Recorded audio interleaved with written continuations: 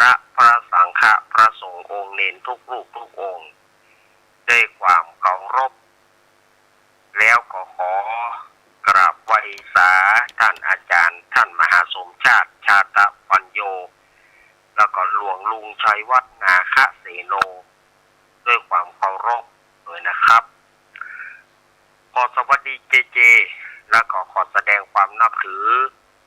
ลุงหนานพ่อน้อยหนุ่มผาจ่อตัว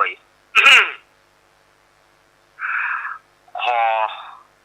เจริญปอนกับคณะสัทธาญาติโยมสาธาสาธุโจรโคนดีเฮาทุกท่านวันนี้รายการสารธรรมยามบ่ายยามแลงประจำวันศุกร์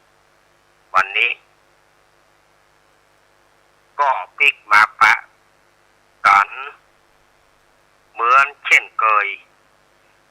ตามปกตินั้นวันศุกร์จะเป็นรายการของท่านพระครูอภิวัฒนวิกรมผู้อำนวยการผอ.ของเราแต่เนื่องด้วยวันนี้เปิ้นติดภารธุระติดศาสนกิจเปิ้นเดินทางไปที่ภาคอีสานเพื่อจะไปถวายเตียนจำนำพรรษาที่จังหวัดนครพนมและก็หลายจังหวัดของภาคอีสานเปิ้นก็เลยได้มาดำเนินรายการก็เลยเป็นหน้าที่ของเก้ากับผมอาตมาภาพสามเณรรักปัญโยนันท์วัดสันเมืองตำบลหนองล่องอำเภอเวียงหนองล่องจังหวัดลำพูนมาเป็นผู้รับผิดชอบดำเนินรายการในเวลาบ่าย3 โมงถึง5 โมงแลงท่ามกลางบรรยากาศที่อึมครึมวันนี้นะจะว่าฝนก็บ่าใจจะว่าแดดก็บ่าเชิงบอกว่าตอนแรงตอนค่ำนี่จะมีอยู่ก่อแต่ว่านี่ประมาณ3 โมง4 โมงปลายเริ่มตั้งเขาแล้วหรอกเขาลึ่งอาตมาเขาก็ได้เวลา5 โมงก็ทำวัดสวดมนต์แล้วก็ศรัทธาเปิ้นก็ปิกเปิ้นปิกไปกับประกอบฝนใหญ่ลงมาแต่ว่าเมื่อค่ำเนาะฝนใหญ่ลงมาเนี่ยวันนี้ก็ต้องจับตาดูกันทำกรรมว่าวันนี้จะมีก็แต่มันก็อึมครึมแต่ว่าปรากฏว่าหลายพื้นที่ก็เจออุทกภัยก็คือน้ำท่วมฝนมันตกน้ำมันท่วมสมัยตะก่อนเฮาบ่ค่อยได้ยินน้ำท่วมภาคเหนือแต่บัดเดี๋ยวนี้เฮาประมาทบ่ได้มันคลืบคลานมาเขตภาคเหนือของเฮาตะก่อนนี่เฮาจะได้ยินกับทางใต้ทางภาคกลางที่น้ำท่วมบัดเดี๋ยวนี้เฮาประมาทลาสาหยังบ่ได้ทางเหนือเฮาเนี่ยมันบ่หน้าที่มันจะมีบัดเดี๋ยวนี้มันก็มีหลายพื้นที่แป่น่านลำปางบางส่วนแล้วก็แม่ฮ่องสอนเชียงรายพะเยาเนี่ยบัดเดี๋ยวนี้นะขนาดเพิ่นเป็นตอนบนนะตอนบนก็ถือว่าเป็นที่สูงก็ยังท่วมแล้ว เนี่ยอะไรก็เกิดได้ทุกเมื่อถ้าเมื่อใดคนเฮาประมาทลาสาเนาะรายการสารธรรมยามบ่ายยามแลงนี้ก็จะออกอากาศพร้อมกันหลายสถานีมีต้นว่าสถานีวิทยุคลื่นพระพุทธศาสนาการศึกษาและวัฒนธรรม 104.50 วัดฝ่ายหินตำบลสุเทพอำเภอเมืองจังหวัดเชียงใหม่โดยเมตตาธรรมของท่านอาจารย์ท่านพระครูสมุวิสุวัฒน์วรกิจโต ส สถานีวิทยุวัดพระบาทอุดมน้ำบ่อสาวาตำบลเวียงอำเภอฝางจังหวัดเชียงใหม่ 100.25 เมกะเฮิรตซ์โดยเมตตาธรรมของพระเดชพระคุณหลวงพ่อสุจิตตานุรักษ์ด็อกเตอร์สุปีสุเทพผู้ควบคุมเสียงสถานีวิทยุมนต์เสียงธรรม 106.25 ตั้งอยู่วัดบุพารามตำบลจ้างเคิงอำเภอแม่แจ่มจังหวัดเชียงใหม่โดยเมตตาธรรมของพระเดชพระคุณหลวงพ่อมงคลวิสิทธิ์เจ้าคณะอำเภอแม่แจ่มแล้วก็ท่านปรัตอุทัยทั้งสองท่านสถานีวิทยุบ้านทุ่งเรดิโอ 89.50 เมกะเฮิรตซ์โดยป้ออุดมแม่เทียมวันพุทธวงศ์สถานีวิทยุวัดศรีปันเงินเรดิโออำเภอสันปะตองสถานีวิทยุแม่วางเรดิโออำเภอแม่วางจังหวัดเชียงใหม่สถานีวิทยุบ้านแป้นเรดิโอบ้านแป้นอำเภอเมืองจังหวัดลำพูนและสถานีสุดท้ายคือสถานีวิทยุวัดบุญยวาสวิหารจังหวัดลำปางนี่ก็ต้องขออนุโมทนาท่านหัวหน้าสถานีเจ้าหน้าที่ช่างคอนโทรลช่างเทคนิคทุกฝ่ายอนุโมทนาตัวเนอที่ท่านทั้งหลายได้เผยแพร่รายการธรรมะเผยแพร่เข้าสู่เครื่องรับวิทยุของศรัทธาญาติโยมต่างหลายมาปะกันวันนี้เป็นวันศุกร์ที่23วันนี้นะเป็นวันศุกร์ที่23สิงหาคมพุทธศักราช 2567 เดือน11เหนือเดือนเก้าใต้แห่มมันนี่4ค่ำพร่ำว่าเป็นวันศุกร์เดือนแห่มมาแล้วเนอะเดือน11นะแห่มมาละเดือน11แห่มเดือน11ดับไปก็เดือน12จะมาแห่มละศรัทธาญาติโยมเดือน2ก็เป็นฤดูกาลเปิ้นว่าเปิ้นปล่อยเพชรปล่อยผีเพื่อเสาะหาของกินของทานเสาะหาญาติพี่น้องอันนี้ตามจารีตที่ทอยเนาะเปิ้นว่ามาอย่างอี้คนเฒ่าคนแก่บัณฑิตนักปราชญ์ครูบาอาจารย์นักปราชญ์ผู้เปิ้นได้บอกไว้อาตมาก็นำเอามามาจ๋าต่อศรัทธาญาติโยมสาธุชนต่างหลาย วันนี้ละเนอะ ที่กลุ่มพลังมวลชนคลื่นสีขาวเพื่อชาวประชาได้นำคณะไปถวายเทียนจำนำพรรษาโดยการนำของท่านอาจารย์ท่านพระครูอภิวัฒนวิกรมเปิ้นได้นำคณะศรัทธาญาติโยมมวลชนคลื่นสีขาวไปถวายเทียนจำนำพรรษาที่ภาคอีสานเปิ้นเดินทางตั้งแต่ตี 4แล้วประเด็นนี้ก็คงจะถึงที่พักที่หมายละก้าเนาะคงจะถึงที่พักที่หมายถ้าว่าบัถึงเตื้อก็ขอเดินทางสวัสดิภาพ และปลอดภัยนะครับถ้าถึงแล้วก็ขอสวัสดิภาพปลอดภัยพักผ่อนตามอัธยาศัยนะครับเนาะถ้าว่าเปิดถึงแล้วถ้าเน้นล็อกเปิดสายแหม1นิกก็โทรเข้ามาก็ได้ด้วยครับ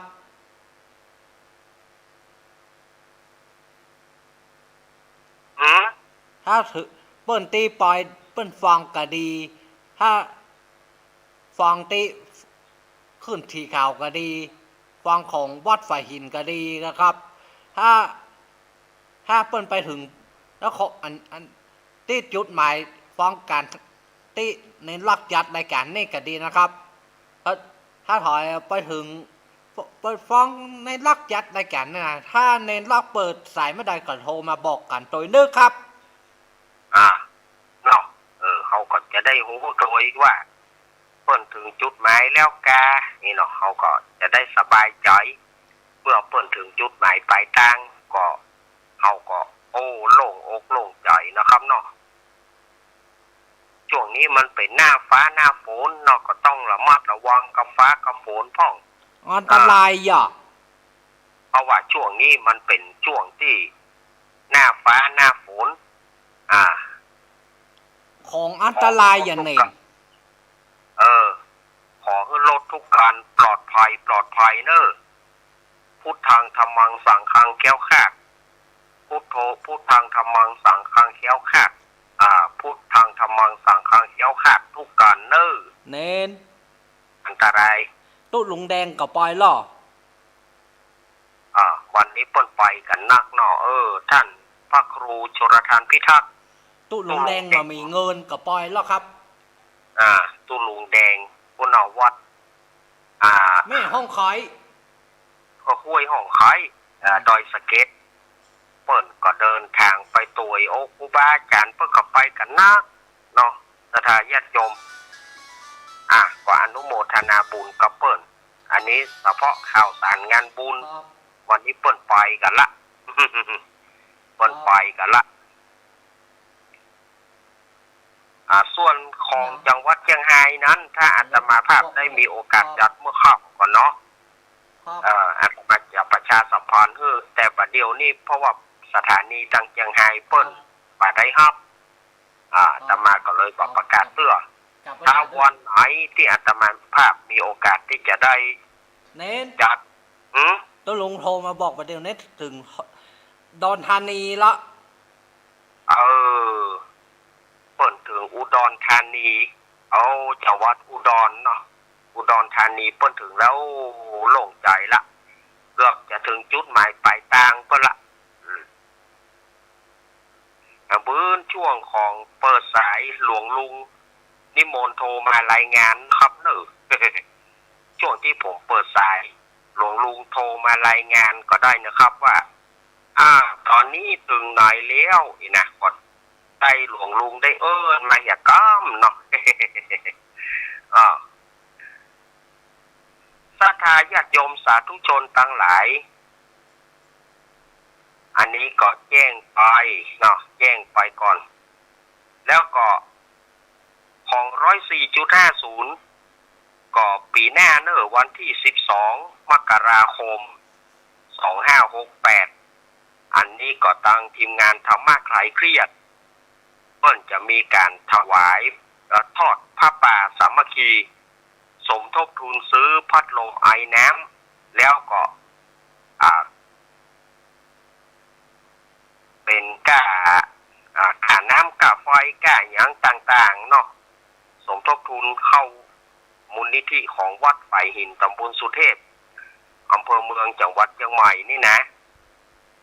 นี่เปิ้นจะตามในวันอาทิตย์ที่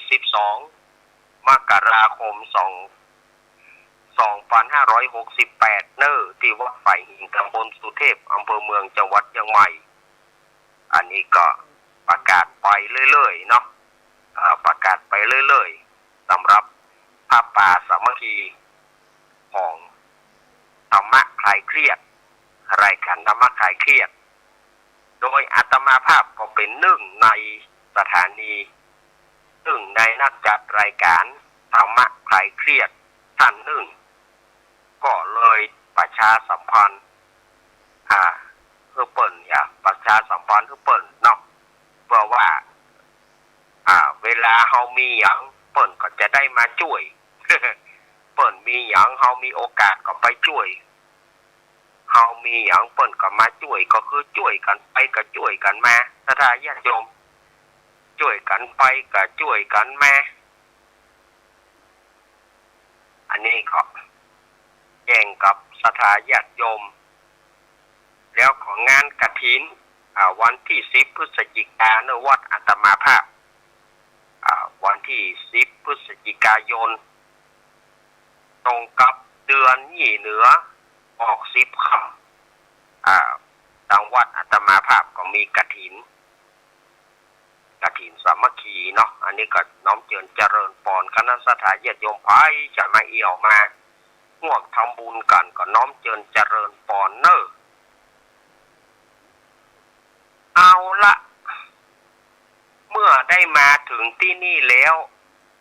เมื่อได้มาอู้กันแล้วอาตมาภาพก็บ่ฮือได้กลัดแล้วเสียเวลาก็จะได้นำสาระต่างๆรายการอาตมานี่มันบ่มีสคริปต์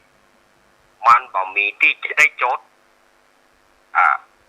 เป็นรายการปืนบ้านปืนเมืองที่หาลักหาเกณฑ์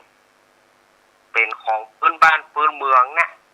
เอามามาจากสายญาติโยม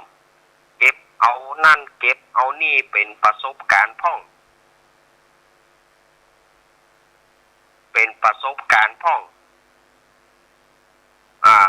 จากเขาได้เรียนรู้มาจากครูบาอาจารย์จากพ่อวิแม่มอนพ่องเหล่านี้ที่อาตมาภาพจะได้เก็บเอามามาจากศรัทธาญาติโยมเขาได้ฟังกันว่าความเป็นมาเป็นไปมันเป็นอย่างอี้บ่ความเป็นมาเป็นไปมันอย่างอี้นะเข้ามากลางพรรษาศรัทธาญาติโยมเข้ามากลางแล้วเมื่อเข้ามากลางพรรษาแล้วอุปสรรคของการเดินทางต่างๆก็คือฝนคนเดิมบอกว่าฤดูฝนจะไปทางใดมันจะเป่งจะวะแต่มันตึงมันตึงครึ้มไว้ไปทางใดมันก็ตึงครึ้มไว้แดดก็บ่ใจฝนก็บ่ใจนี่แหละเขาจะออกไปเด้อก็กลัวมันตกเขาบอกออกไปเด้อก็กระด้างเกิกอันนี้นิกับโจโลเนอะ มันจะปาเฮาจะไปดีกำไปดีกายเนาะมันหมอกขี้ค้านนี่นะหมอกขี้ค้านจะออกบ้านออกจองเนี่ยบ่ขี้ค้านจะออกบ้านออกจองเนี่ยบ่ไปทางใดก็บัดดูต่างบ่แดดมันพอดีอยู่เนี่ยแต่เฮาก็พอทางบนเหมาะพอสีมืดไว้ไปก็กลัวมันโดนกลางทางบ่ไปเนอะก็มันก็บ่แย่งได้กระด้างอยู่เกิกแย่งได้ก็เสียมันจะมาก็ยังว่านั่นเนอะเทกระจาดลงมาโดยบ่ต้องพออย่างละเสียมันจะมาก็มาบัดเดียวเนี่ยนะฟ้าฝนบัดเดียวเนาะ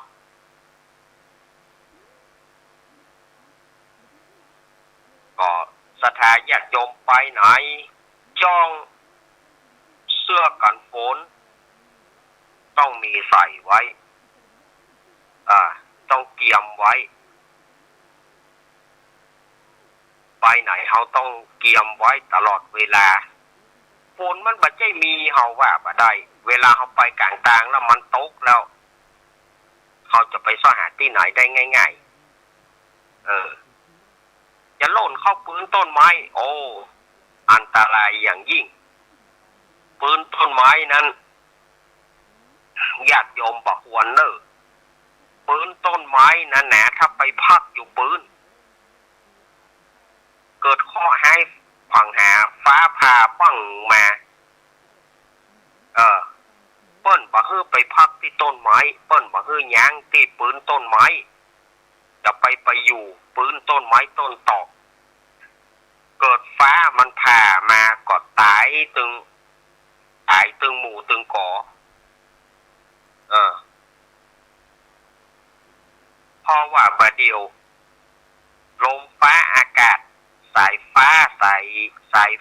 ายอย่างบัดเดียวมันบ่เหมือนสมัยตะก่อนเฮาพ่อแม่เฮาเนี่ยนาปลูกนาอยู่บัดเดี๋ยวนี้ปลูกนาอยู่ฟ้าก็ห้องฝนก็ตก พ่อแม่เฮาปลูกนาปลูกข้าวเนี่ยกำลังปลูกม่วนงานสันเล้าอย่าหุยขวาเนี่ยตะกอนฟ้ามันก็บ่ปอดุเพราะว่ามันบ่มีสื่อล่อมันสมัยตะกอนนี้ เหมือนไหนมันจะเกิดประกายเตื้อหนึ่งแต่มันบ่มีอะไรอย่างล่อมันณปัจจุบันนี้มันมีสายล่อมันเปิดห้องว่าสายล่อฟ้าจะมีทุกสถานที่บอกว่าวัดวาอารามบอกว่าตึกรามบอกว่าสถานที่อย่างบเดียวเปิ้นใส่สายฟ้าสายล่อฟ้าขึ้นมา เอาไว้ล่อมามันก็พอมันผ่าลงปรากฏว่าสายล่อนั่นมันก็ดูดเอาลงไป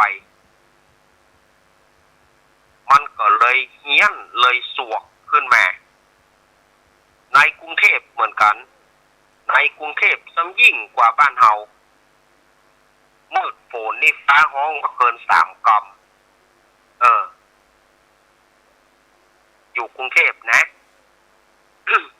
ฟ้าห้อง3 กมถ้านะขลึงดีๆสัก3 กมเนี่ยกมเดียวเพี้ยละ พ่อสมัยอาตมาไปอยู่ถ้าขลึงครั้งแรกนะขัดใจไปเก็บผ้าโวยๆ ปุ่นผ้าตากบนดาดฟ้าปุ่นถ้าปะเจ้าหมูเจ้าฝูงสมัยอาตมาเขานี่มันเป็นศูนย์คนตาบอดเนาะไปอยู่กันกับผิวปากคือสัญญาณกันหัวไปโจรใส่กันหัวไปโจรใส่กันก็เลยต้องผิวปากพ่องห้องเพลงพ่องคือเขาหูว่าเฮามีตังหน้าหรือว่าเฮามีตังหลังเขาห้องเพลงพ่องเป็นทำสัญญาณอย่างใดอย่างหนึ่งทำสัญญาณก็เกิดเสียงไปเก็บผ้าถ้าว่าพะล่าไปจะไปโจรกันจะตกคันใด ฉะนั้นก็ฟ้าห้องขลึงขจายไปเก็บกอมเดียวขลึงที่3นี่ไปว่าอันตรายดับก็นาโล่นกันคนโล่นกันมันจะโจรกันเมื่อฟ้าเพิ่นมีการเตือนก็ล่อในกรุงเทพนะขลึงแล้วขจายไปเก็บมาก็ส่งสัญญาณไผมันเด้อผิวปากนี่คือคนจ้างผิวปากก็ผิวปากคนจ้างห้องเพลงก็ห้องเพลงเปื้อบ่ฮื้อบ่ฮื้อคนเฮาได้โจรกันเพราะว่าคนตาบอดมันจะโจรกันนี่สมัย40 ปีก่อนนะ40 ปีก่อนที่อาตมาไปอยู่กรุงเทพเนาะสมัยนั้น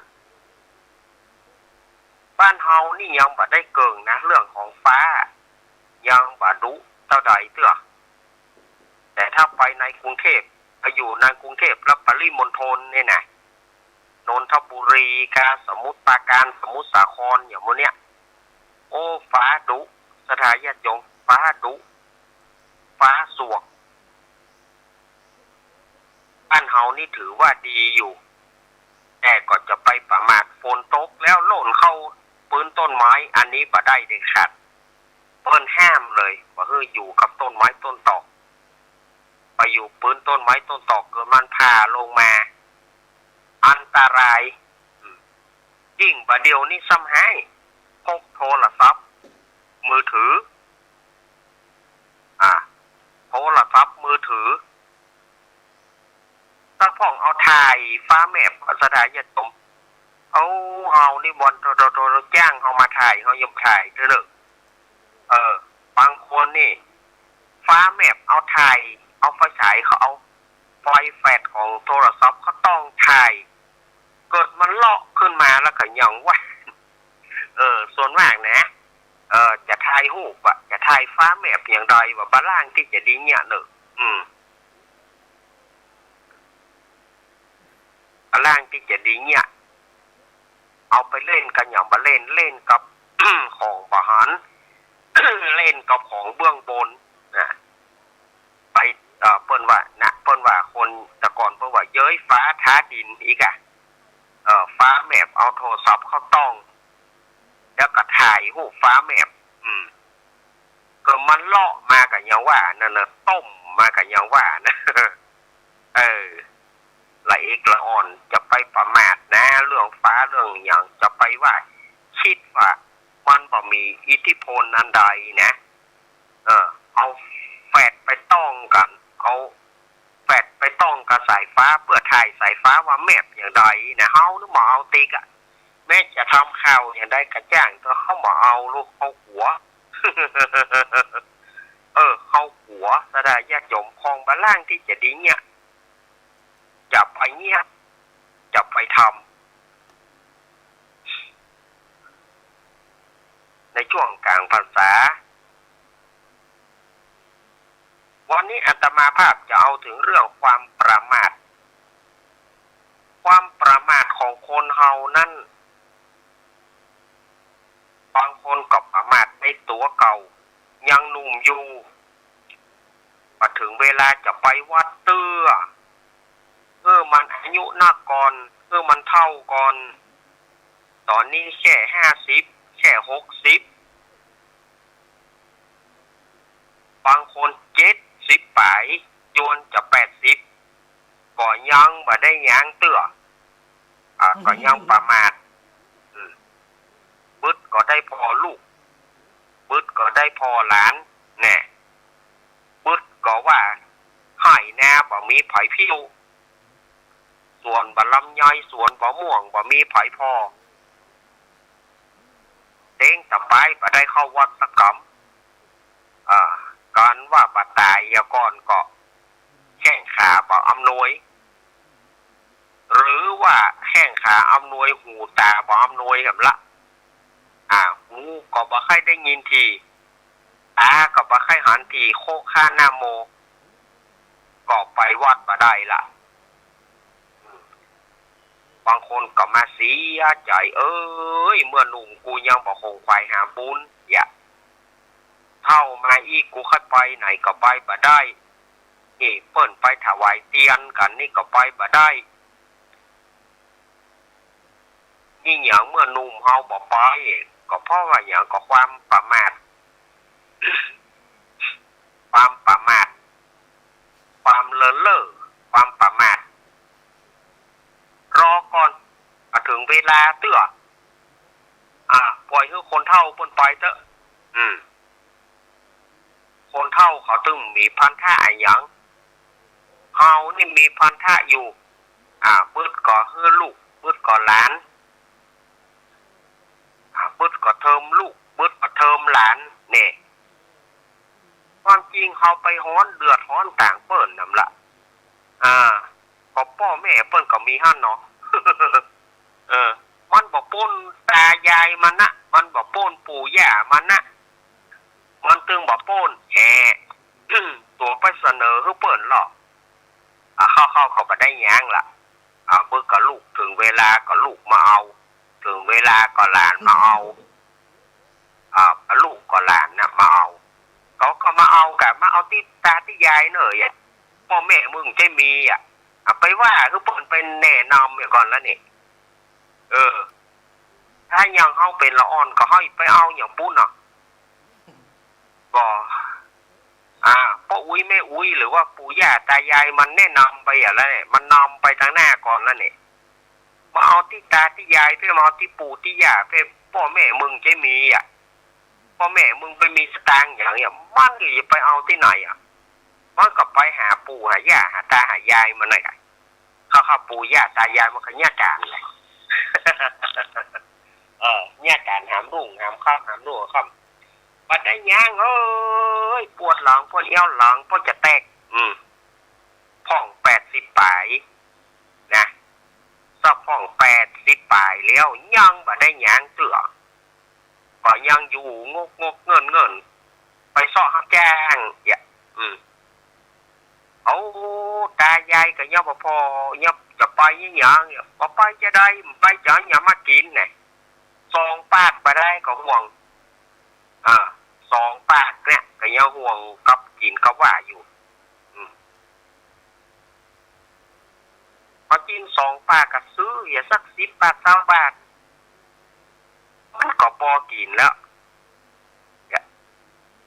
เนี่ยไว้เผื่อเนี่ยเอาไว้เผื่อขับหน้าขับน้อยเผื่อเขาไปแยกการมาอีกแล้ววันพระวันศีลบ่ได้เข้าวัดเข้าวาเปิดฟังธรรมกันก็บ่ได้ไปบ่ไปจะได้ไอ้ตาดำคอมมอมแคมเมมมาเหรอไผจะมาพอก็พ่อแม่เขาเหรอ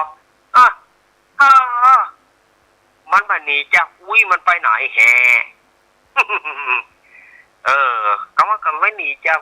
ไปไหนก็มันหาหรอกมันก็ไปหาตลอดอ่ะ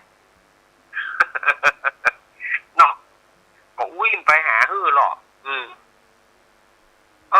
พ่อแม่ก็เท่าแล้วเนอะสู่เขาพ่อลูกสู่เนอะพ่อคือเขาโป่งวางคือเขาเหี้ยร่างที่ช่วยก็ช่วยยามที่เขาคัดสนจนได้จนเป็นก็ช่วยอันนี้เขาห้องไปช่วยเขากู้ระเบียดนิ้วนี่ล่าตามล่าให้หน้าป่าตั้งสวนเลือกสวนให้หน้าเพี้ยวเขาตึ้มเพี้ยวก็มีป่อเขาได้กินว่าแน่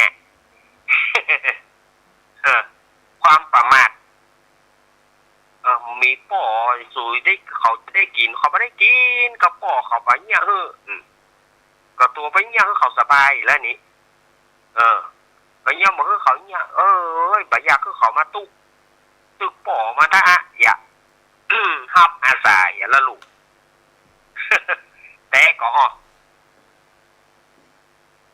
ฮับอาศัยแล้วลูกพ่อแม่ฮับอาศัยแล้วนี่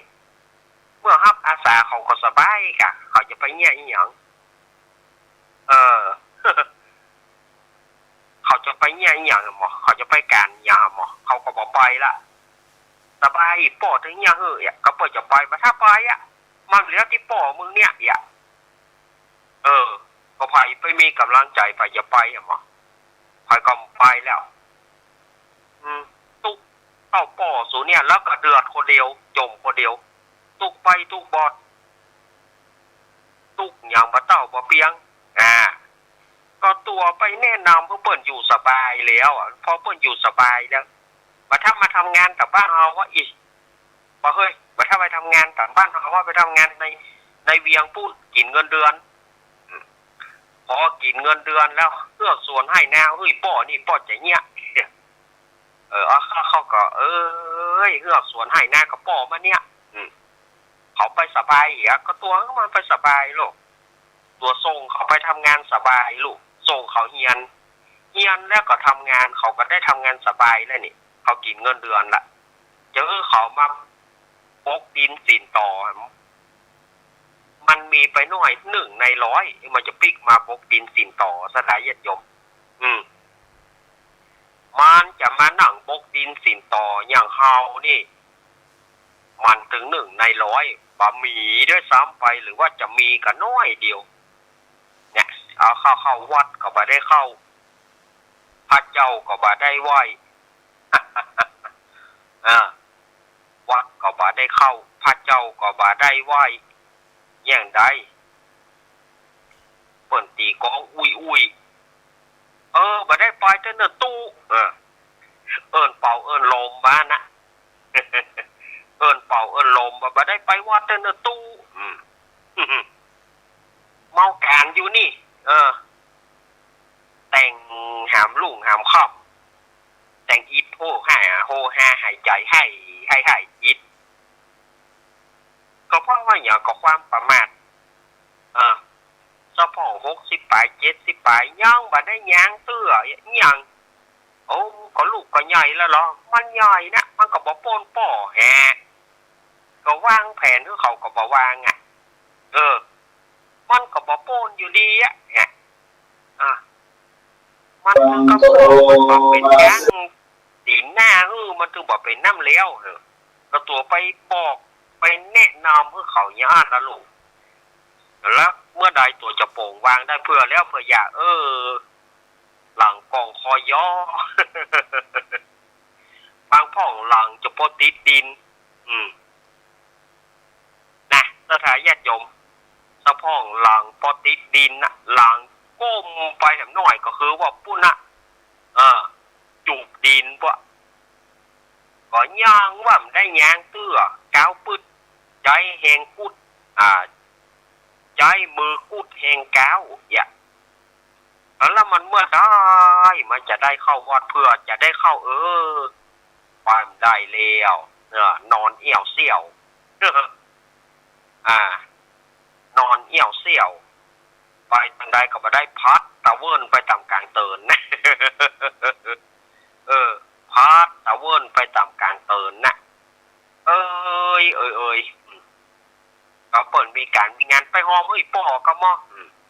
สตางตัวของมีแล้วมีนายป่อพอมีนะมึงเอาไปหอมกระเดียวละอ่อนมันกระเดียวมันหลายงานแล้วมันก็เดือดลูกเขาก็ป้อลูกเขาเมียก็ป้อเมียผัวก็ป้อผัวเนาะกินต้านอย่างล้ำเหลือเอาละแหวงเขาใส่กันน้ำละ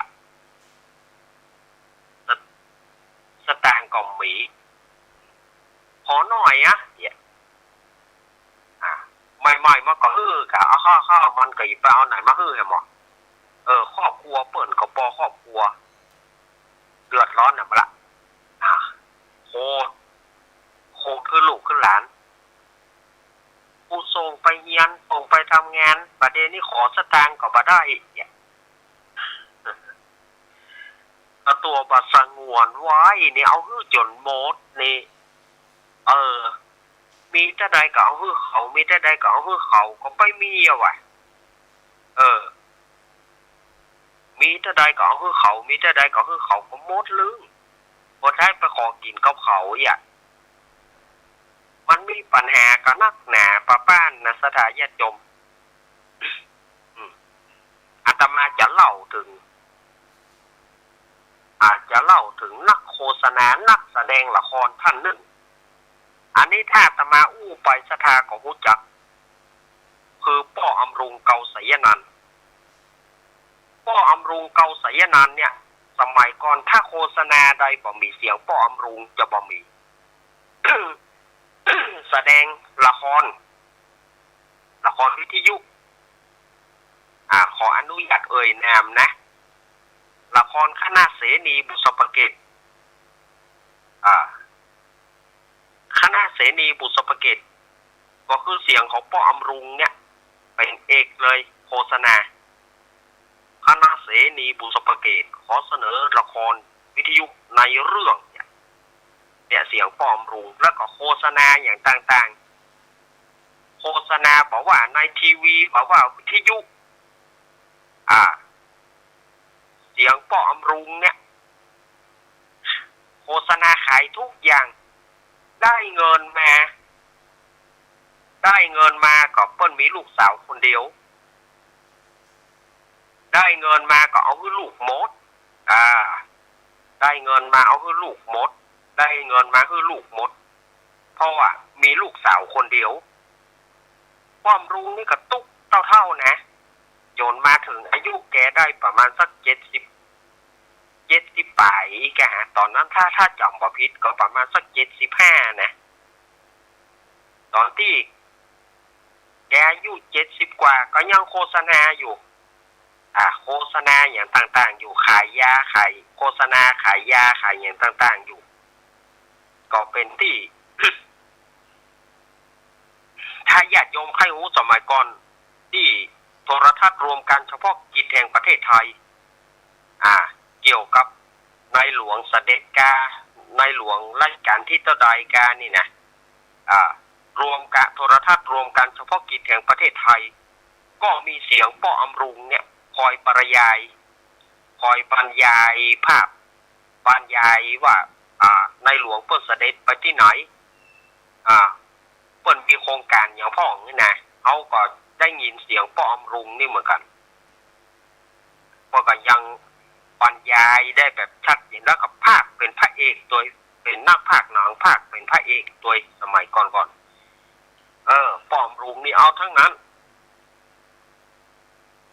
แต่ได้เงินมาก็เอาให้ลูก ได้เงินมาก็ให้ลูกบ้านปลายชีวิต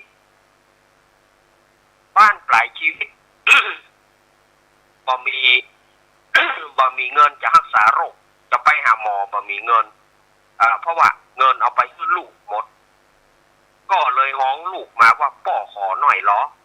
พ่อจะเอาไปหาหมอพ่อจะเอาไปรักษาโรคของพ่อก็ว่าลูกบ่ฮื้อบ่ฮื้อเหี้ยโอ้ยเนาะก็ถ้าว่าพ่อตายก็สมบัติมันก็เป็นของมึงคนเดียวลูกพ่อขอตะอี้บ่ได้พ่อจะเอาไปหาหมดหาหมอบ่ได้ลูกก็ความโลภเนาะเนี่ยเพิ่นว่าเมื่อพ่อแม่ฮื้อแล้วก็ความโลภก็มาครอบงำพ่อผู้เปิ้นเลี้ยงดูแล้วก็บ่ฮื้อยอมฮื้อในที่สุดก็ความอารมณ์ชั่ววูบปลอมรุงขนาดว่าเปิ้นเป็นนักพากย์เปิ้นเป็นนักโฆษณาตึงตลกโปกฮาอย่างต่างๆนะแต่เปิ้นก็มีความเครียดสูงไว้ในใจขอตังลูกก็บ่ฮื้อ บ่ฮื้อบ่ว่าบ่ได้บ่ฮื้อยังด่าเปิ้นทำต่างหากมันก็วูบขึ้นมามิ่งขึ้นมา คนเฮานี่เมื่อมิ่งสุดๆแล้วมันพออย่าบ่หาละตามืดตามัวหมดก็เลยเอาปืนยอกให้ลูกเนี่ยปืนโจดให้ลูกพอดีหลานเปิ้นมาหลานก็ฟังเข้ามาเอาร่างของคนเจ็บลงจากบ้านเพื่อจะเอาไปโรงพยาบาลก็หันว่าป้ออำรุงเนี่ยก็คงจะคิดว่าลูกคงตายก็คงจะหนีความผิดก็เอาปืนกระบอกนั้นน่ะจ้อมหยิบตัวเก่าหลานก็อันหนึ่งก็แหน่เนาะหลานก็อันหนึ่งก็ขัดใจเอาแหน่ปล่อยก่อนแงบเนาะก็บอกตาจะไปทำตาจะไปย่านเนี่ยบ่ต้องห้ามตาเมื่อบ่ต้องห้ามตาก็ฟังเอาแหน่แบกแหน่ลงคันไดปรากฏว่าเสียงปืนลั่นตำบลนั้นก็ปรากฏว่าป้อมรุงเสียชีวิตทันทีอันนี้ก็ด้วยความมิ่งความชั่ววูบเนี่ยอย่างที่อาตมาว่าป้อมรุงเนี่ยสมัยก่อนเนี่ยเปล่าถ้าโฆษณาใดบ่มีเสียงแกโฆษณาในทีวีนะบ่มีเสียงแกนะโฆษณาบอกว่าวิทยุบอกว่าอันยังแล้วก็นะบอกว่าวิทยุบอกว่าทีวีต้องมีเสียงแกอยู่หั่นเสมอขายโฆษณาขายของต่างๆเนี่ยพวกเน็ตป้อมรุงเก่าสยนันท์40กว่าปี40-50 ปีอาตมาเป็นละอ่อนก็ต้องได้ยินเสียงป้อมรุงนั่นนะ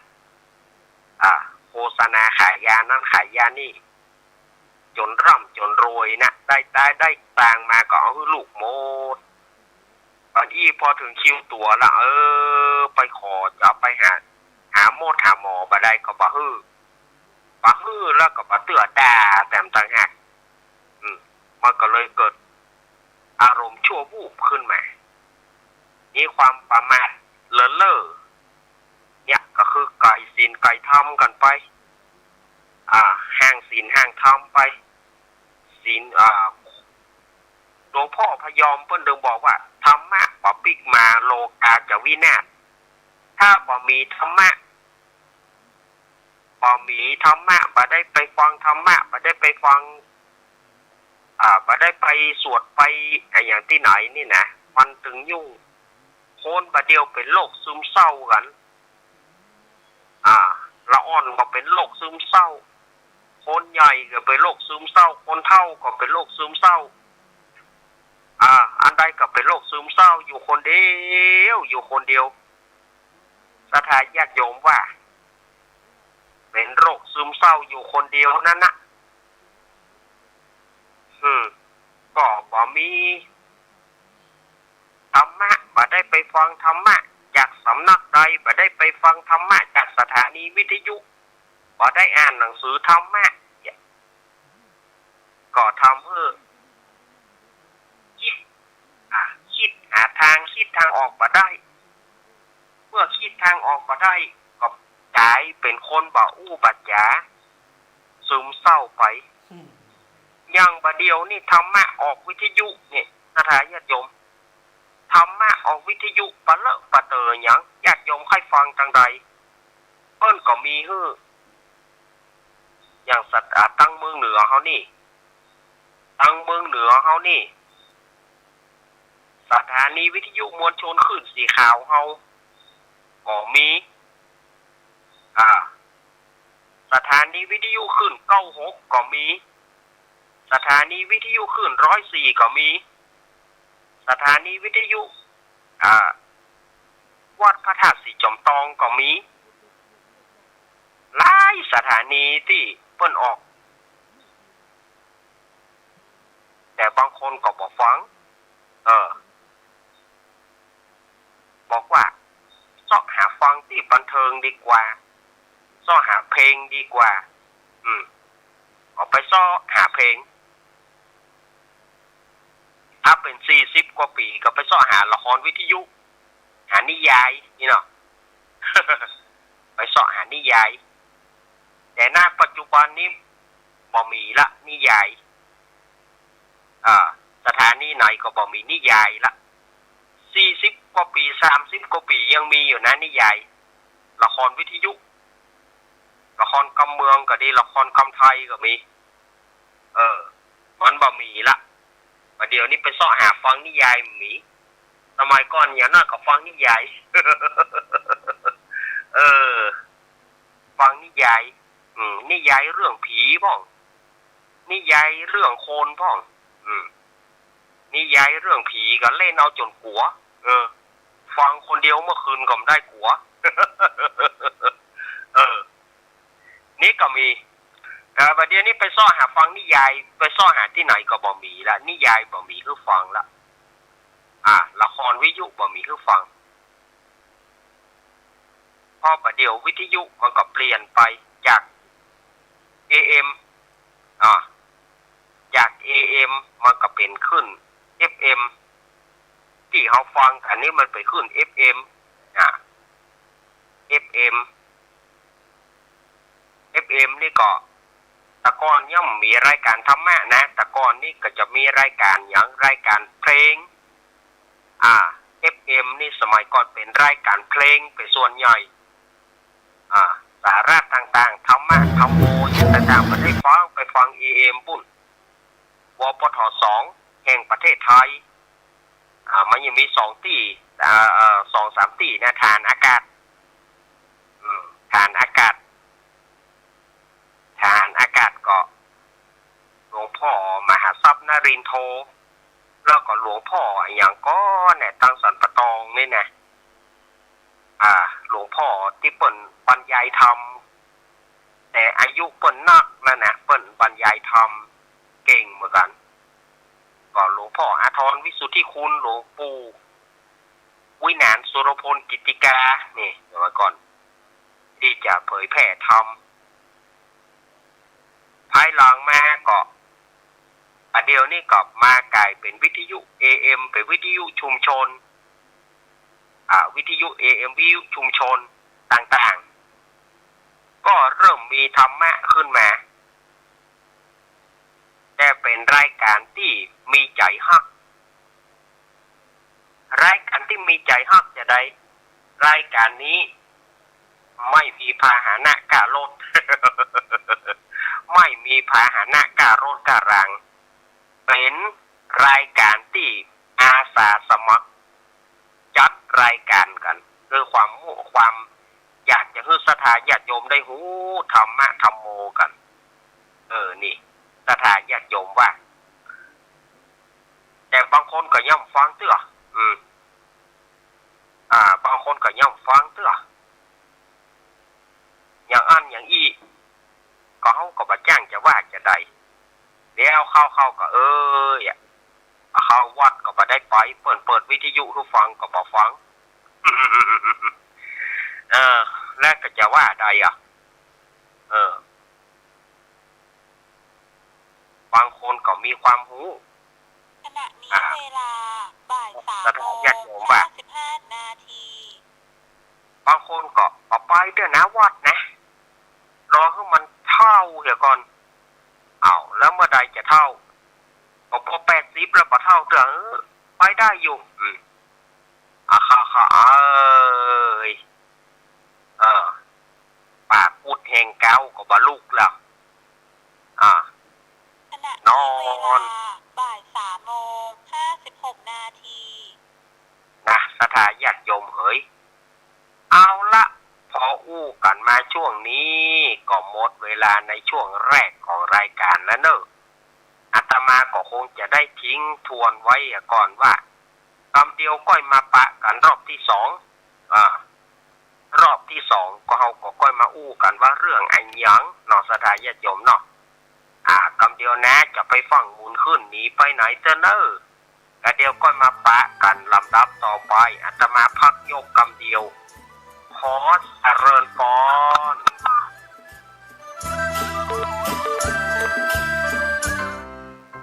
น้องๆหน้าหนาวนี้ไปแอวเหนือเฮาพักที่นี่บ่รีสอร์ทนี้ดีขนาดมีเครื่องทำน้ำอุ่นระบบแก๊สเอาไว้ให้พร้อมแต่ก็ต้องระวังเนอะเครื่องทำน้ำอุ่นระบบแก๊สมีคนตายมาหลายรายแล้วจะอั้นเลยกะอ้ายก็นึกภาพเอากะเปิดเครื่องทำน้ำอุ่นระบบแก๊สในห้องน้ำถ้าบ่มีพัดลมดูดอากาศการหมุนเวียนของออกซิเจนมันจะดีได้จะใดในเมื่อการเผาไหม้บ่สมบูรณ์ก็เกิดการสะสมแก๊สคาร์บอนมอนอกไซด์สูดดมเข้าไปมันจะไปจับกับเม็ดเลือดแดงและทำให้เม็ดเลือดแดงจับกับออกซิเจนได้น้อยลงเมื่อออกซิเจนเข้าบ่ถึงปอดก็จะย่าให้คลื่นไส้เมาหัวหายใจยากจนถึงขั้นเป็นลมแล้วก็ตายได้โดยเฉพาะคนที่มีโรคประจำตัวเช่นโรคหัวใจโรคเลือดจางหอบหืดถุงลมโป่งพองโรคความดันโลหิตสูงซึ่งจะมีโอกาสสูงกว่าคนอื่นน่ากลัวขนาดเนาะมันก็บ่ถึงขนาดนั้นถ้าหารู้วิธีคือถ้าอาบน้ำด้วยเครื่องทำน้ำอุ่นระบบแก๊สบ่ดีอาบเกิน10 นาทีจะต้องเปิดพัดลมระบายอากาศหรือให้อากาศถ่ายเทได้ดีอันนี้ก็จะช่วยได้นักถ้าหมู่เฮาแค่หูข้อมูลเพิ่มเติมโทรสอบถามได้ที่กลุ่มสื่อสารความเสี่ยงและพัฒนาพฤติกรรมสุขภาพสำนักงานป้องกันควบคุมโรคที่1เชียงใหม่053-140-774-6หรือสายด่วน1422จนเครียดกินเหล้าจนเครียดกินเหล้าจนเครียดกินเหล้าจนเครียดกินเหล้าจนเครียดกินเหล้าจนเครียดกินเหล้าก็เลยยิ่งก็เลิกสิเหล้าอ่ะจนเลิกเหล้าเลิกจนเริ่มต้นเข้าพรรษานี้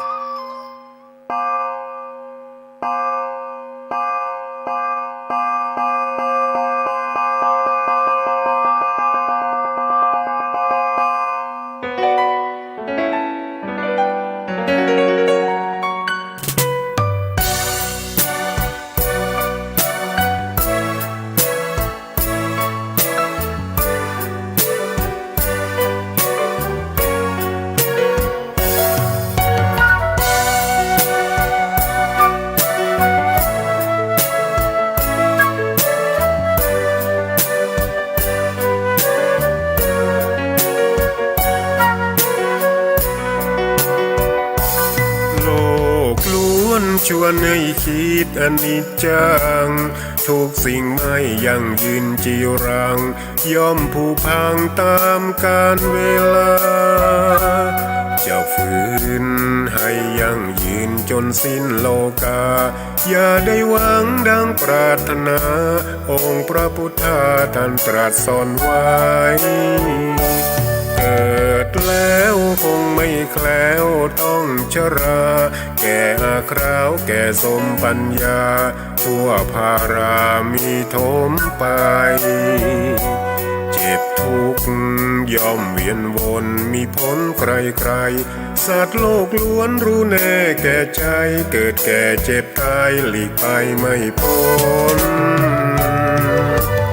ใครหลงคิดหลงผิดอัตตาว่าใจแจ้งกมลแม้นใครปลงได้คงสุขล้นชีวิตมีมองมนเกิดมาเป็นคนสมบูรณ์ ดับหายเพียงร่างกายไว้ชีวาแต่กุศลผลกรรมทำมาย่อมแปลงค่ากลายเป็นทุนส่งผลให้ทุกคนเวียนวนไม่สูญสุขและทุกข์เป็นไปตามทุนที่พวกคุณได้ก่อทำมา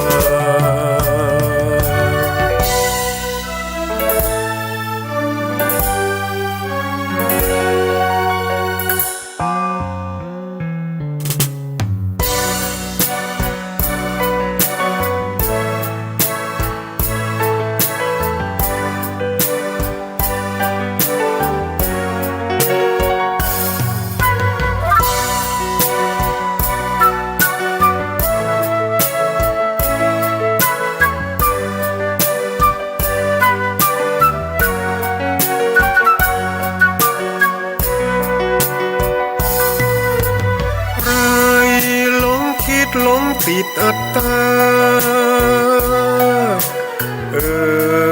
ว่าใจแจ้งกมล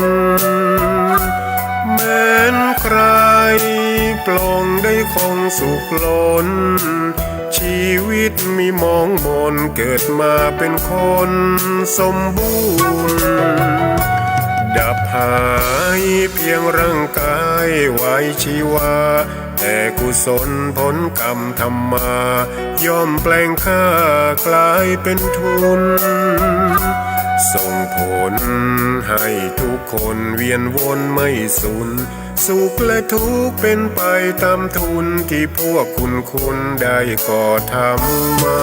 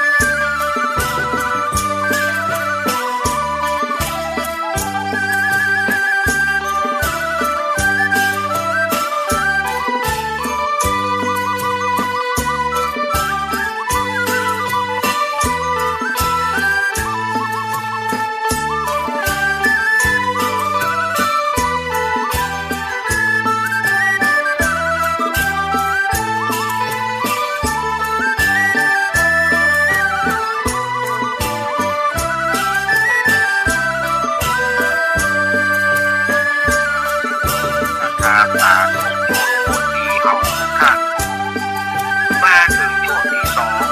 ของรายการสารธรรมยามบ่ายยามแรงก็มาปะกันถึงแล้วเนอะมาช่วงหลังบ่าย4 โมงไปต้นไปมาก็ออกไปนอกไปฟังว่าฟ้าว่าฝนมีก็เนี่ยก็ย่อมว่ามีเด้อ ไปฟังตั้งนอกตั้งฝั่งก่อนว่ามีก็วันนี้ก็ยังบ่มาเด้อนะแต่ก็บอกว่าประมาณ5 โมง 6 โมงนี่ก็ยังบ่แน่เตื้อ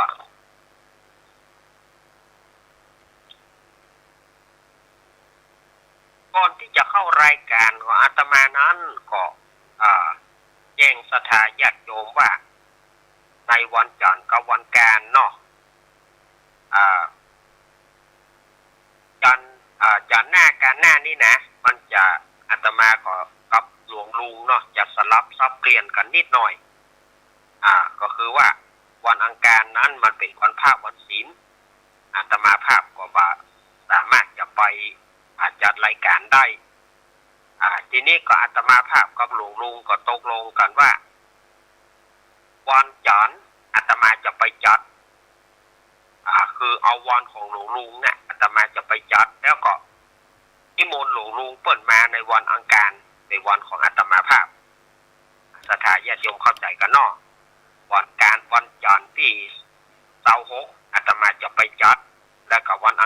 27หลวงลุงจะจัดเนาะ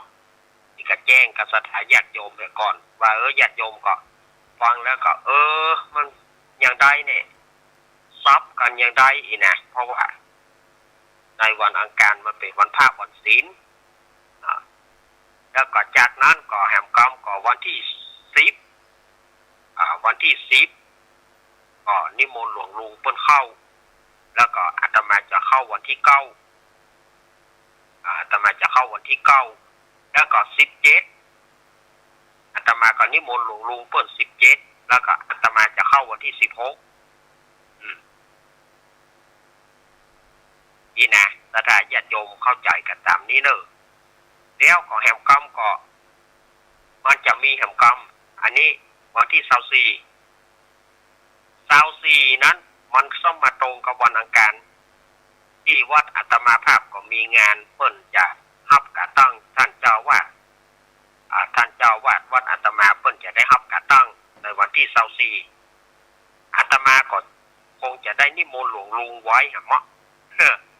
ต้องเป็นวันอังคารแล้วก็อาตมาก็จะมาวันที่23ไปจัดวันที่23แล้วก็24ก็ขอนิมนต์หลวงลุงทำกรรมนึงเพราะว่าที่วัดอาตมาก็มีงานเนาะเพิ่นจะรับกระตั้งตุหลวงรับกระตั้งท่านเจ้าวาดมันสักหน่อยตรงวันการพอดีเนาะ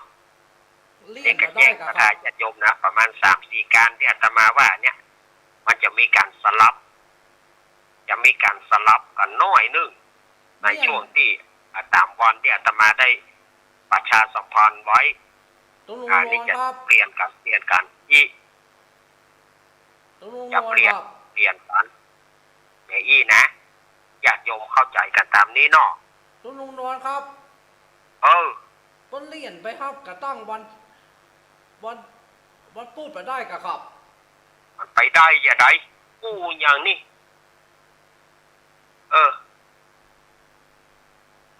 แล้วก็ศรัทธาญาติโยมก่อนตามนี้เนอะตามวันที่อาตมาได้วางนี่นะอาตมาก่อนนิมนต์ไว้แต่ว่าวันที่24เนี่ยอาตมายังไม่ได้นิมนต์หลวงลุงไว้เด้อแต่จะได้นิมนต์เปิ้นไว้วันที่24เนาะแต่อาตมา23อาตมาก็คือไปอยู่จัดอยู่เน้นแล้วก็ต้นลุงมาตึงฟังท่านอยู่ละ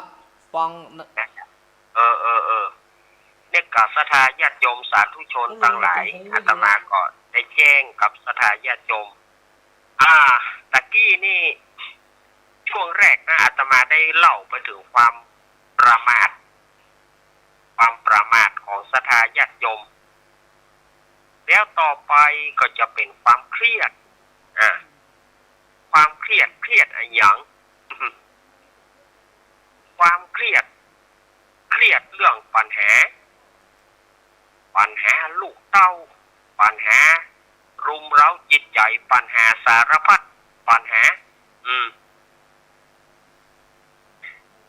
เห็นตุหลวงเจ้าวัดก็เครียดหยังเครียดต้องปกครองวัดปกครองแหวะบางทีก็พระเนนเนาะอันนี้อู้ถึงความเครียดนะบางทีก็เรื่องพระเรื่องเนนใครอยู่ถ้อยฟังกรรมมันก็มีปัญหาก็ทำให้เครียดได้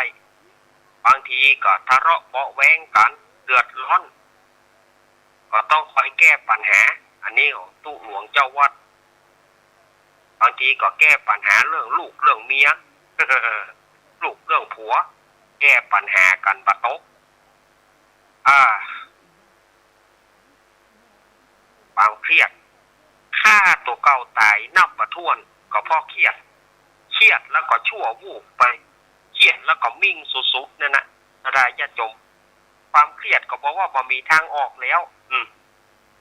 บางคนก็ไปโฮมควรฆ่าตัวเก่าบอกไม่มีทางออกแล้วอยู่ไม่ได้แล้วอยู่มาได้กี่ปีก็บอกว่าอยู่มาได้เตื้ออยู่มาได้เตื้อเครียดอันใดก็เครียดใครฟังก็ฟังที่แผ่นสปอร์ตฮะโจร เครียดกินเหล้าก็โจรแล้วไปเอาเหล้าเอาสตางค์มาซื้อกินเหล้า เนาะโจรก็กินเหล้าติ๊กๆอ่ะสถานญาติโยมว่าโจรเครียดก็บอกว่าเครียดก็กินเหล้าติ๊กๆกินเหล้าแล้วมันหายแล้วก็กินแถมหายแล้วกินแถมพอมีก็แปะเข้าจะเปิ้มเพื่อแปะละ เปิ้มเพื่อแปะละเปิ้มเพื่อแปะก็โหดทุกเปิ้นขอแปะเหล้าตีอิงกับเพื่อก็ตัวย่อมมีสตางค์เพื่อเปิ้น ตัวย่างมีสตางค์คือเปิดแล้วมาคือแล้วตัวไปเครียดคือเปิดมันมาถูกโจรเครียดกินเหล้ากินติ๊กกินแล้วว่าเอาสตางค์ที่ไหนบ่มีแปะแล้วไปแปะอย่างไรแปะของเปิดบ่มีจะคือเปิ้นทวงโคตรคือเปิดเหล้าตีอิ่งก็ขางเหล้าตีอิ่งก็ขางแล้วของตัวย่อมมีปัญญาจะ ตัวยังมีปัญญาจะกินนะนี่ย้อยแปะเปิ้นอยู่เปิ้นว่าคือโคตรอันนี้ก็มีนะรับปัญหาเครียดสารพัดปัญหาเครียดเรื่องนั้นเรื่องนี้มาโอ้บางคนนี่ความหูนี่หูสูงสุดบางคนนี่เป็นนักจัดรายการก็ดีเป็นนักที่เป็นนักยาก็ดีก็ยังบ่โป้นความเครียดเข้าก็ยิงตัวเก่าไปอย่างตะกี้เนี่ยที่อาตมาเล่าถึงป้อมรุงเอาสยนันตะกี้แล้วก็ยังมีตัวอย่างแถมตั้งเมืองเหนือเฮาก็มีนะลุงทองโคซินลุงทองเพิ่นอยู่บ้านลังกาฟ้าห้ามนี่ก็ประกาศรายการสมัยตะก่อนวงดนตรีคณะพินศรีวิชัยนี่ลุงทองจะไปผู้นำมาลุงทองจะไปผู้นำมาที่สถานีวิทยุวพทแม่ริมเนี่ยลุงทองจะนำมาเกือบกู้สัปดาห์เนี่ยนำเอานักดนตรีจากวงพินศรีวิชัยสมัยนั้นหนุ่มเมืองไพรกาสวนโสนมนต์สวรรค์กาไผ่กาที่อยู่ในวงของคณะวงดนตรีคณะพินศรีวิชัยเนี่ยลุงทองจะเอามาเล่นอาตมาเป็นละอ่อนเนี่ยจะชอบฟังวันไหนที่ลุงทองเพิ่นเอาดนตรีมาเล่นเขาจะเปิดวิทยุฟังเพิ่นก็เป็นนักจัดรายการนักอ่านข่าวการอย่างต่างๆเนี่ยลุงทองเนี่ยถือว่าโอ้เป็นนักจัดที่เยี่ยมยอดในสมัยนั้นแต่ก็ประสบปัญหาความเครียดประสบปัญหาความเครียดคือจัดรายการแล้วปิ๊กบ้านบอกว่าไปเครียดอะไรอย่างคงจะพิษกันกับคนทั้งบ้านกับหมูนะเขาก็ไม่ได้กินพอเกิดปัญหาอย่างขึ้นมาก็มาได้กินปักกินนะเข้าลงเข้าแรงปืนหัวตัวเก่าอย่ามดค่ะเหี่ยฟื้นเหี่ยฟื้นวะนี่อันนี้ก็คือความเครียดมันประดังประเดมันแก้ปัตกมันบัดใจมีแต่สมัยบัดเดียวนี่สำนักบัดเดียวนี่ยังได้ใครตายไปซื้อปืนอย่าเอาปืนมายิงเนอะกหัวมันดังแล้วเนี่ยได้จะกระโดดน้ำตายก็ว่ายจ้างนะเมาะก้อนหายใจก็มันจะตายเมาะก้อนหายใจเข้าก้อนหายใจโหมันย่อมไหวเลยเนี่ยมันจะก้อนเลยนะหายใจเข้าจะขึ้นรถโจรเนอะกหัวมันจำหน่อยอย่างใดโฮมควรดีกว่าโฮมควรฆ่าตัวเก่าดีกว่าโฮมควรฆ่าตัวเก่าหวังจะให้มันตายไปเหี้ย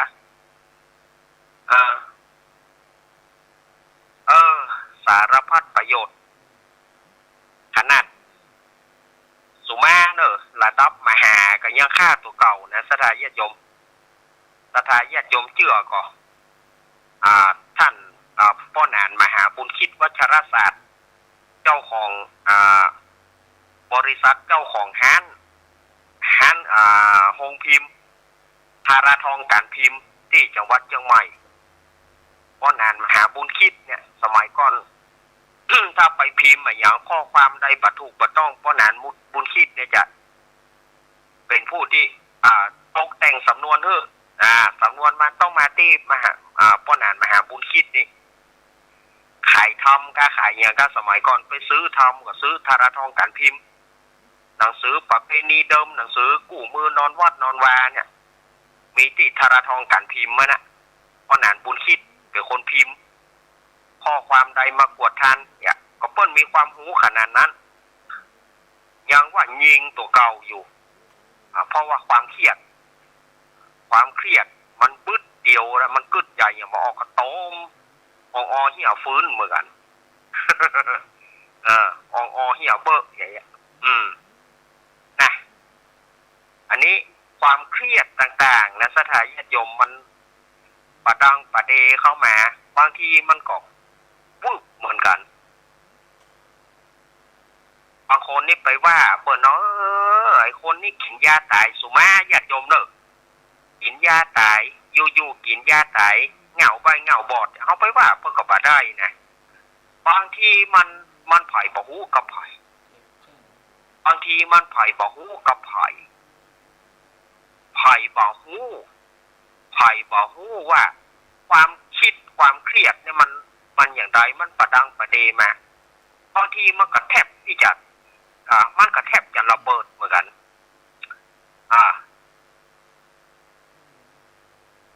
บางทีเครียดเรื่องเจ้านายเครียดเรื่องลูกน้องเครียดเรื่องเพื่อนร่วมงานเนี่ยบางทีมันก็วืบมาเหมือนกันมันสุดปัญญานะสถาญาติโยมบางทีเราจะไปว่าโอ้เกิดมาตึงจัดฆ่าตัวเก่าเหงาใบเหงาบอดว่าเปิ้นก็บ่ได้นะบางทีมันสุดบางทีมันสุดกำกึดเหมือนกันคนเท่าว่าสุดกำกึดมันบ่ฮู้จะเอาอย่างมาเหมือนกันบางทีมันก็เป็นกรรมบางตาบางใจเปิ้นเหมือนกันเนี่ยที่มันเป็นกรรมบางตาบางใจเปิ้นเฮาบ่อาจจะฮู้ได้นะฉะนั้นเฮาก็เป็นกำลังใจให้ทุกท่านก็ต้องไปเครียดมันเนาะเครียดอะไรก็ฟังรายการธรรมะหันประดึงออกผู้แรงอย่างถึงสุขโดยเฉพาะอย่างยิ่งสถานีไหนก็ดีที่เปิดธรรมะคนดีมีโอกาสฟังดีกว่าฟังแล้วเอาไปประพฤติปฏิบัติดีกว่าอย่าไปเครียดอย่างนั่งหนาบางคนเครียดบางคนเครียดหันเครียดนี่ตุกกินตุกนอนตุกเดียวตุกนั่งตุกทำงานรับจ้างมันบ่เหมือนแบกหมอนนะกะตุกเข้าวิดแรงตุกแกงวิดตอนตุกเปิ่งปีกก็เจ็บต้องตุกเปิ่งน้องก็เจ็บไส้ตุกบ่ได้อยู่ตุกบ่ได้กินตุกบ่มีที่ดินจะเอาใจใส่ตุกจะไปเอาสาวบ้านเหนือบ้านไปตุกซ้อหาไหนก็บ่ได้สักคนตุกบ่มีไผจ่าตุกบ่มีไผอู้ตุกบ่มีไผฟู่ตุกบ่มีไผสนจะอู้เรื่องตุกในมนุษย์เมืองคนพอบ่ได้อยู่พอบ่ได้กินเปิ้นนั่งรถเก๋งแต่เฮาต้องเตียวดินเปิ้นได้ขี่เปียวเครื่องบินเฮาตุกก็คนเตียวดินตุกลำตุกไปตุกบอดตุกก็ตุกหิวก็หิวมีหมูตัวเดียวก็ปากปืนพื้นลือตุกอย่างล่ำเหลือเปิงชายเมืองสิงห์ว่านั่นเนาะหัวเลี้ยวตายเลี้ยวหัวเลี้ยวเจ้าข้าตุกไปตุกบอดความตุกถ้าเราจะเอาอย่างเล่ามาปลดตุกของเรากินนักก็เป็นตุกตัดกินน้อยก็เป็นตุกโรคกระเพาะบักกินก็ปากบะยากก็ใจบะดักก็ไฟบะใจก็เหี่ยวแล้วเราจะเอาอย่างมาเป็นสาระหน้าที่เปิ่งของเราก็ซ่อหาอย่างก็บ่ได้คุณงามความดีพระพุทธพระธรรมพระสงฆ์นั้นนะสดาญาติโยมพุทธังสารนังกัจฉามิสะพ่องไปซ่อหาฝาผนังพวกนี้ผนังสารนังกัจฉามิไปซ่อหาฝาผนังมาเป็นที่เปิ่งเอาฝาผนังว่าไปที่อิงเนี่ยไปวัดไปวามันถึงซ่อหาฝาหรอผนังสารนังกัจฉามิ พอเอาฝาผนังไปที่จ้างที่เพิ่ง ยึดเอาพระรัตนตรัยยึดเอาพระพุทธพระธรรมพระสงฆ์เนี่ยเนาะเป็นสารณะที่เพิ่งสารณะอื่นๆที่จะเป็นที่พึ่งของข้าพเจ้านั้นไม่มีพระพุทธเจ้าเป็นที่พึ่งแก่ข้าพเจ้าพระธรรมเจ้าเป็นที่พึ่งข้าพเจ้าพระสังฆเจ้าเป็นที่พึ่งที่แท้จริงของข้าพเจ้าแต่บางพ่องบ่เข้าใจว่าไอ้ที่เพิ่งจะเอาหาที่เพิ่งยังมาได้จะไปขึ้นต้นไม้ต้นตอกเอาไปที่เพิ่งมันหักมาก็ลำบากสารณะไรสารณคมทั้งหลายพระพุทธพระธรรมพระสงฆ์นั่นเป็นที่เพิ่งที่ประเสริฐอันนี้ก็ฝากไว้กับศรัทธาญาติโยมเนอะ ฝากศรัทธาญาติโยมเนอะเนาะช่วงของรายการสารธรรมยามบ่ายยามแรงตอนนี้ตะกี้เจโทรตะกี้เจแจ้งมาว่าหลวงลุงเปิ้นแจ้งมาว่าประเดี๋ยวนี้เปิ้นแถมสัก100 กว่ากิโลเพื่อจะถึงจุดหมายปลายทางขอเดินทางโดยสวัสดิภาพปลอดภัยทุกกันทุกท่านทุกตนทุกคนนะครับเอาละถึงเวลาที่อาตมาภาพจะวางสายศรัทธาญาติโยมจัดเปิดโทรศัพท์ภาพสายกับศรัทธาญาติโยม083-761-1775 ที่ไหนฝนตกพ้องวันนี้มาหรือยังที่ไหนฝนตกพ้องที่ไหนมาหรือยังศรัทธาญาติโยมอาตมาวางสายลองโทรเข้ามา083-761-1775ก็ว่าปล่อยอาตมาอู้คนเดียวหาอาตมาอู้คนเดียวของง่อมแนมมีไผโทรกันนี่วางสายละแหนะเนาะก็ได้ว่าโอ้ท่านอาจารย์ทำบ่วางสายบางเตื้อมันสาระภาคหลังนี้อาตมาบอกวางสายเพราะอย่างสาระมันล้นมือสาระมันล้นแล้วก็ต้องประชาสัมพันธ์เพราะว่าไปให้มันเสี่ยงอย่างบางทีก็บอกมีโอกาสที่จะได้วางสายถ้าเวลาประจัดรายการสดนะที่เวลาอาตมาประจัดรายการสดอาตมาจะบัดได้เปิดสายเพราะว่าสาระมันล้นมือก็ต้องขังระบายออกไประบายออกไประบายออกไปเพื่อแล้วเพื่ออย่าเวลาหมด ตอนนี้ยังมีโปรว่างอยู่วางสายคือสถานญาติโยมอย่าโทรมาก็หาเดี๋ยวว่าดักวีดอีนอเจริญปอน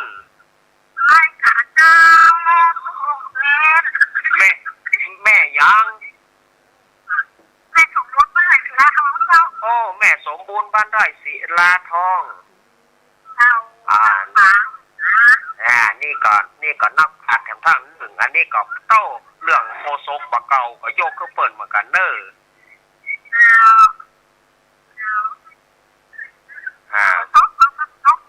วันนี้บัดตกเตี้ยเนาะน่ะมันมาแน่นะแม่ครับนะแม่เฮ้ยพออยู่ได้แม่เฮ้ย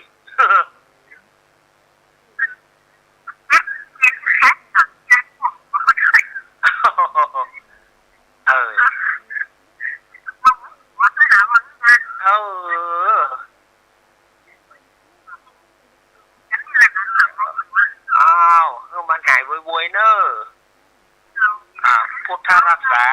พุทธรักษาธรรมรักษาสังฆรักษาแม่ภาวนาไปเนอะพุทธรักษาธรรมรักษาสังฆรักษา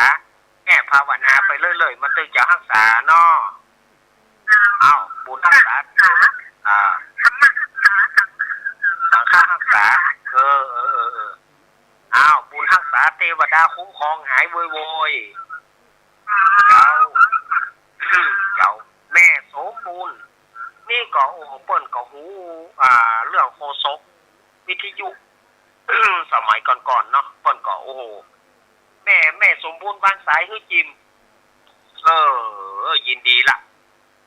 เอาละนี่ก็มาลำปางมาละสายหนึ่งแม่สมบูรณ์บ้านไร่ศิลาทอง เอาใครจะโทรมาแถมเอาโทรมา083-761-1775เอาเสียงเริ่มเปลี่ยนแล้วเด้อมันอากาศมันเย็นแล้วก็ไปโดนซะได้ญาติโยมปาเปิดก็บ่ได้ปาเปิดโทรศัพท์ที่ใจก็ฮ้อนพอเขาเปิดมาเอาแหมละกูดังเอาบัสสมดุลแหมละ083-761-1775มีก็หามีกระโทรเข้ามาเด้อวันนี้อย่างใดฮะฝังไม่อายชายประการมีหน่อยมดเนาะเจริญปอน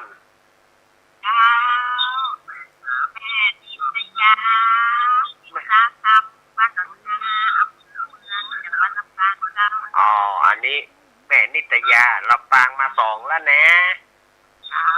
แม่ฟังอยู่ที่วันนั้นเนื้อหันอย่างพูดยาตลกพบขันดีอันนั้นกันเนาะข้างเลยใจแม่มาได้เบอร์โทรวันนี้กันใจยศใจจอจดมาโทรเนาะเจ้าอันว่าใครบอกคือมันโทรแฟนนี่แม่มันมาใจท่าน089นะกะ089นี่ลูกเนนใจออกอากาศเนาะก็เลยแม่โทรเข้า083เอาเจ้า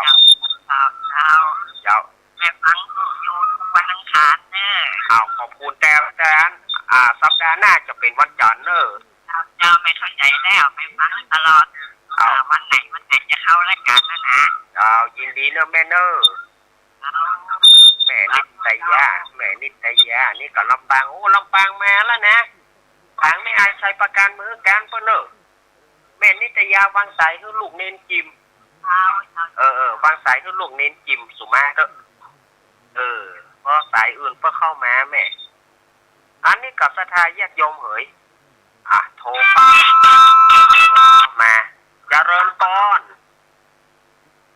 ภาษาลูกเล่นแม่สีกุลตันทุระฟังอยู่นี่ใครหัวคนเดียวนี่พี่กะห้ามเครียดนะนั่งใครหัวคนเดียวเนี่ยม่วนดีม่วนดีหม้อม่วนก็พังกันเต้คือเติงแหนะลูกเน้นกำไปนะมาได้ไปก็ลูกเน้นไปแล้วพายจะมานั่งอู้เนี่ยหมอกันล่ะน้องอู้ได้ไปจะมาได้พังทำมาเนาะมาได้ไปท่านที่มาได้ไปก็มาได้พังแถมแล้วอันใดก็มาดีเนี่ย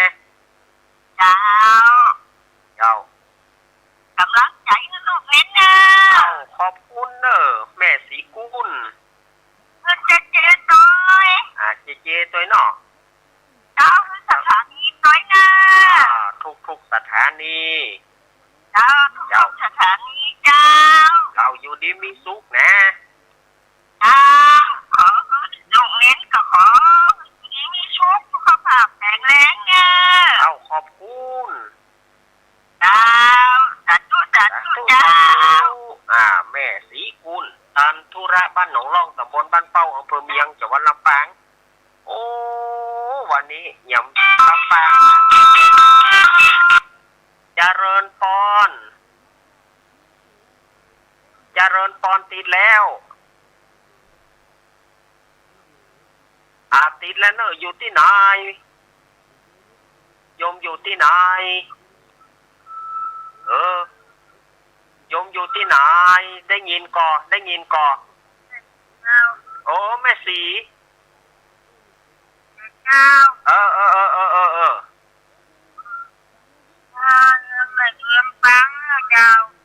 แม่ยังลำปางเนาะ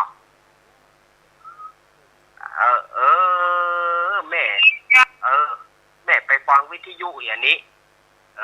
รู้หมดแล้วก็รู้เอาล่ะสถา15 สายรู้หมดไปหมดเลย พ่อยแม่บอกอู้เลยแม่ปอปิดวิทยุเนาะนั่นมันก็เลยปล่อยกันว่องๆกับแม่เอ๋ยเอาโทรเข้ามาใหม่เนอะใส่ตะกี้โทรเข้ามาใหม่เนอะใส่ได้ก็ได้โทรเข้ามาใหม่083-761-1775เนาะอัน089นั่นนะโยมบ่ต้องโทรเนอะขอบ่ต้องโทรเนอะ089นะบ่ต้องโทรเพราะ089อาตมาใจออกหน้าใหม่อาตมาใจออกอากาศเนาะโทรเข้ามา083-761-1775เอาโทรเข้ามาเบอร์083เนาะโอ้วันนี้อย่างใดฝังแม่อายชัยประการนี่แม่สีทรแม่สวรรค์เขาแม่จันสมเขาแม่มาริวันเจระพีพันธ์เจริญปอนกราบนมัสการเจ้าจากทางใดแม่บ่อนน้ำมันฝางเจ้าโอ้บ่อนน้ำมันฝางนี่เนาะเจ้าแม่ยังแม่พรเจ้าแม่พรนี่เนาะเจ้าว่าจะได้แม่ตลอดเจ้าฟังตลอดเนาะเจ้าแข็งเจ้าขอบคุณเนอะเจ้ามาละอันนี้ฝางบ่อนน้ำมันฝางโอ้นี่เพิ่นโทรมาเตือนแรกเนอะที่แม่นะเอาแม่วางสายฮือกอมแม่กดวางฮือกอมโยมแม่กดวางฮือกอมสายอื่นจะเข้าขอบคุณมาละเขานึกว่าตั้งฝางแม่อายชัยประการบอกมานี่แม่พรนี่ค่ะบ่อน้ำมันฝาง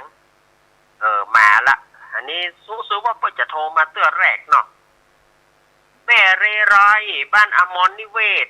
โทรมาหากันพ่องกาหายแซฟไปแล้วเนี่ยแม่เรไรนี่นะแล้วก็แม่ยังหลายท่านนะที่ลูกเนนบ่ได้ชื่อนามมาโทรเข้ามาเนอะ083-761-1775โทรเข้ามาเนอะแล้วก็ทีมงานธรรมะคลายเครียดเฮาจะโทรเข้ามาแม่บุญโทรมาก็ได้เนอะแม่อารีต้นเปาพี่สองศรีโทรเข้ามาลุงนุยหลวงตา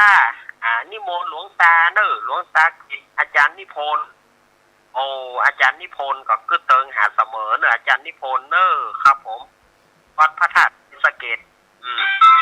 ก็ยังบ่ได้เจริญปอนมาสการแม่โทรจากไหน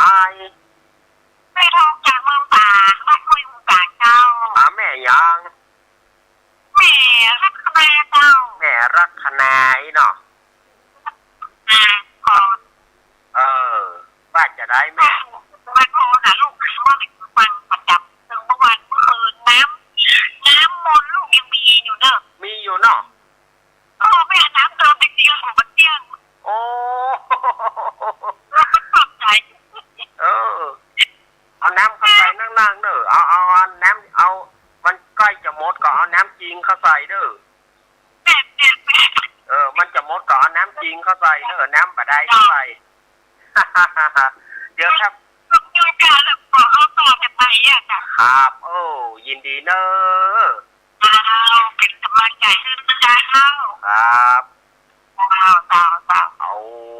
เอามาละฟังก็เริ่มตีเสมอลำปางมาแล้วเนอะฟังเริ่มตีเสมอมาละครับยินดีอีเมนเนอะแม่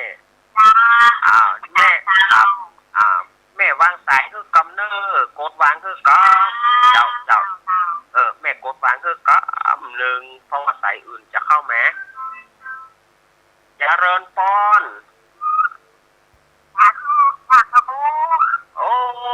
อันนี้จากไหนฮะแม่เกี้ยวตำบลวังเงินแม่ท่าเนาะใจติก็แม่ก็ฟังประจำเนาะแม่เนาะแม่ว่าจะได้ฮะวันนี้ได้เป็นที่เราซักเลย มาได้เล่านิทานนะมันเป็นของจริงแล้วแม่อยู่ไหนเครียดเครียดนักเครียดหนานะแล้วแม่มาได้ครั้งโดนรับโทรว่าโดนประกันเขากำเนิดโทรมากับตานกำเลี้ยวบ่เอาตานเลี้ยวเนอมันมีกัน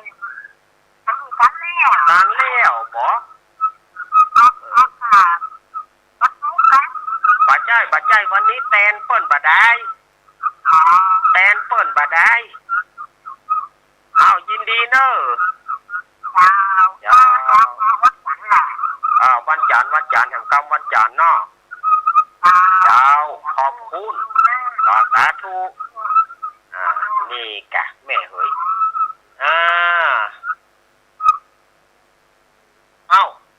ใครจะโทรมาได้เลยเนอะ0117775เจริญปอน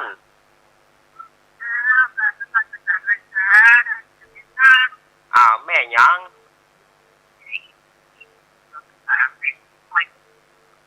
โอ้แม่อินทนินแล้วกำลังน้อยอย่างเงี้ยมันเป็นมันเป็นย้ำฟังคณะจารย์จะเอาคนมองมาดูเป็นที่ควรที่จะขึ้นที่หัวกันแล้วหน่อม่วนเนาะเจ้าหน้ากะคนเล่นย้ำหน่อเอาลิ้นไว้กำลังใจนี่เป็นกำลังใจให้แม่เสมอเนอะ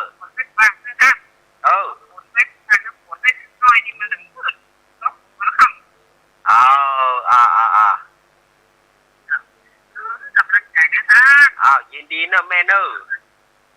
แม่อินทนินแม่ศูนย์น้อยอำเภอฝางมาละโทษฝางกับลำปางนี่ตีเสมอกันเนอะตีเสมอกันแม่เจริญปอนกรรมการครับแฟนพันธุ์แท้ครับ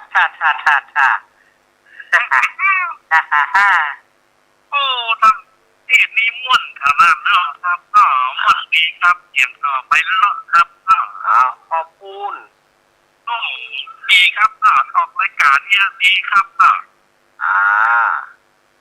ออกเป็นวันเลยเนอะ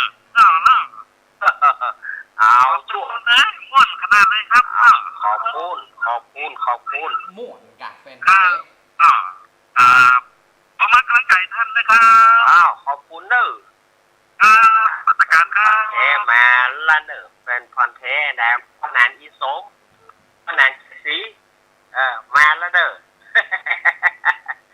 นมัสการครับผมแฟนฟันแท้แหละ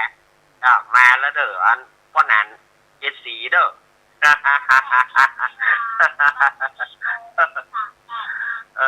มาแถมเลยเวลามายังเหลือแถมนอกอยู่ฝ่ายจะโทรเข้ามาแม่สีทอนเต็มจิตหายไปไหนทราบแล้วเปลี่ยนแม่จำสมมณีจักทราบแล้วเปลี่ยนแม่มเจริญปอนอันนี้ป้อนหนานซีดกะนี่งานผมฟังวันนี้วันแรกของงานจากที่ไหนจากแม่อายครับแม่อายชื่อโยมอย่างครับกะหาครับฟังเรื่องนั้นคุณทำดูเกาเสียการโน้นนะฟังแล้วให้ดูผลขนาดเนาะครับให้ดูผลขนาดสมัยก่อนถ้าการโฆษ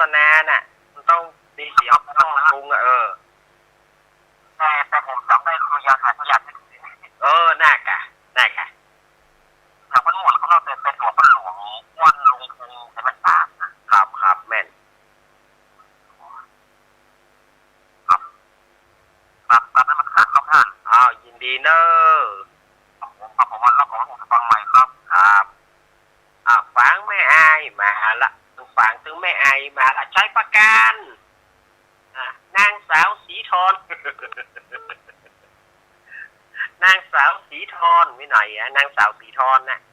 มาเนอะ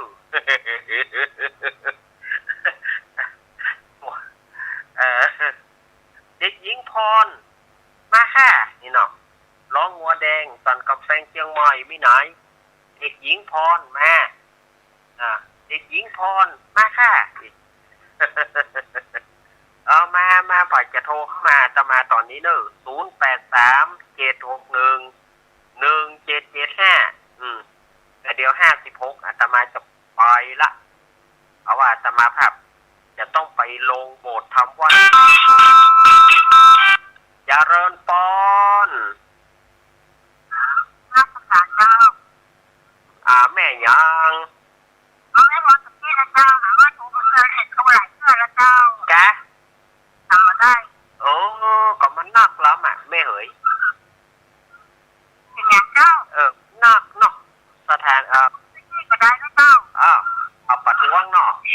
เจ้าตอนนั้นผมมาถามเรื่องเสือฝั่งเสือนะเจ้าขอโทษด้วยขอโทษด้วยเป็นอย่างเจ้าขอโทษพี่นะเจ้าจะได้โทรครับเปิ้นประท้วงมาเปิ้นโทรหลายเตือแล้วล้อว่ะเราเปิ้นประชุมสภาน่ะอย่าเนาะประท้วงเรื่องไรครับขอประท้วงเนาะอาตมามันก็ยังว่านะศรัทธาญาติโยมเฮ้ยถามอายุสังขารเจริญปอนพี่ปุ้ยพี่พายตลาดจะไว้สายพอจะได้มาแล้วแม่จันสมนักแสดงเจ้าครับวันนี้คุณว่าจากประชุมรู้จักปล่อยลมหรือต่างขายที่ลมต่างขายบอกเจ้าไปจะได้ฝนตกก่อนแนมไม่สมเพราะว่าช่างตกวันขับคืนโอ้ไปทำไมแต่ว่านะไปหลับปูนนะก็ถูกไปกันจ้องไปไหนวัดหลวงกะไปดูงานหลับปูนแล้วก็ไปไปไหว้สาวัดว่าตัดต้นมะม่วงตัดกันอย่างนั้นตัดน้องมูลนี่นะสีดอนมูลที่สีดอนมูลอุบาน้อยเนาะแต่ละปีเจ้าไปอยู่สามสิบปีไปหลับปูนเตือที่แวบมาทางเพจแต่มันไปรอดโดยเป็นลายที่เก้าครั้งละต้องเลี้ยงหัวโยกมันเอาไปเอวว่าไปรถส่วนตัวแล้วว่ากันเอาม่วนไปได้ถ้ามีรถส่วนตัวไปเนาะมาเอาปล่อยหลวงเนอะปีหน้านะปล่อยหลวงแล้วเนี่ยเมษาวันที่1เมษาวันที่1พอดีเข้าฮอนไม่กินถ้าได้ไปน้ำพุนก็ไปอยู่มาเนอะบอกไว้ล่วงหน้าเลยนะแต่ว่าเวลาว่าเนาะเป็นยังไม่สมเนอะครับกำลังใจนะเจ้าเนี่ยครับครับว่ากันเอาม่วนนะสถานญาติโยมอาตมาบัดเครียดไปยังว่าไปกันก็เครียดทั้งเราเนาะน่ากะกันไปนะได้อารมณ์ดีๆนะครับขอบคุณที่สมเนอะมาแล้วแม่จันสมมานีจักแม่ปานีหายแซบแล้วว่าเจริญปอนแม่โทรจากหน่อยอันนี้ก็แม่จันสมเหมือนกัน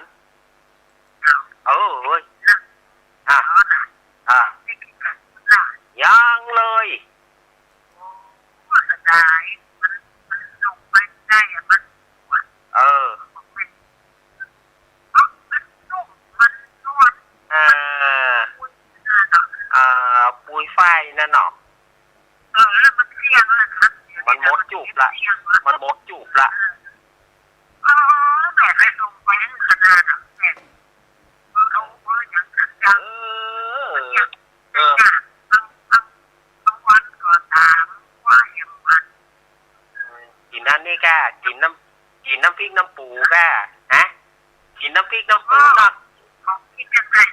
กินน้ำพริกน้ำปูนักกันนั่น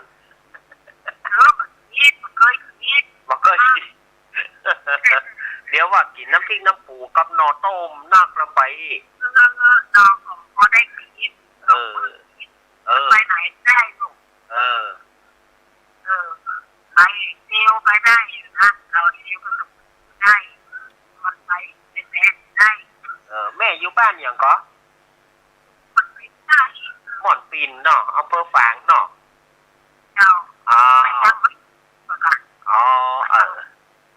ครับลูกไม่อูไดมาก็จับบ้านแม่คนบ้านแม่เอาขายครัวทางหน้าบ้าน อ๋อเอายินดีแม่เนอะ จะได้ส่งไปขนาดครับ เจ้าเอายินดีเนอะ เอา แม่จันสมอันนี้ก็แม่จันสมเหมือนกันหม่อนปีนตะกี้แม่สาวแม่อายแม่จันสมอันนี้จักเนาะจะมีไผ่ทำก็แฮแต่มาเช็คเวลานึงเนาะมีอยู่ตอนนี้ก็คือ4:46 เอามีอยู่ก็โทรเข้ามาเนอะ0837611775โทรเข้ามาว่าอยู่ตั้งใดกันฮะอีนะอยู่ตั้งใดกันหาฝนที่ไหนโต๊ะพ่องแจ้งมาเนอะประเมินบานานก่อนไอ้อย่างก็ขี้กุ้งจะออกละสถานญาติโยมประเมินบานานขี้กุ้งจะออกละเดือดเช้าละขี้กุ้งกับวางเนี่ยมันจะมาไล่ๆกันนะขี้กุ้งประเดี๋ยวมันแปลงตัวหนึ่งแถมหน่อยมันจะตัว5 บาท ถ้าถึงกันนั่นตัว5 บาทนี่เอาไปซื้อแล้วเนอะเอาตีกันตัว5 บาทนี่นะว่าอย่าได้คือเปิ่นกับมาได้แต่มันคูดยาก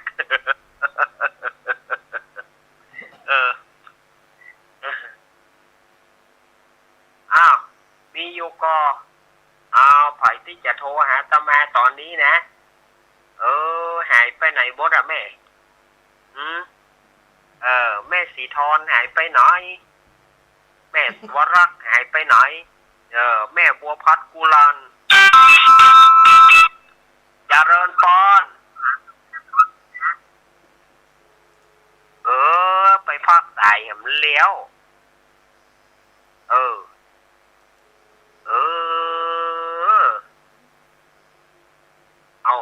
ทำมาใหม่ไปพักสายไปโคตรพักสายอย่างแม่นี่เนาะไปพักสายมาแน่โทรเข้ามา0837611775โทรเข้ามาเนอะอยู่ที่ไหนจุดไหนตั้งได้โทรเข้ามา ไปกู้ไปกิมกันประเด็นนี้จะมีกระฝางแม่อายแล้วก็ลำปางด้านหนึ่ง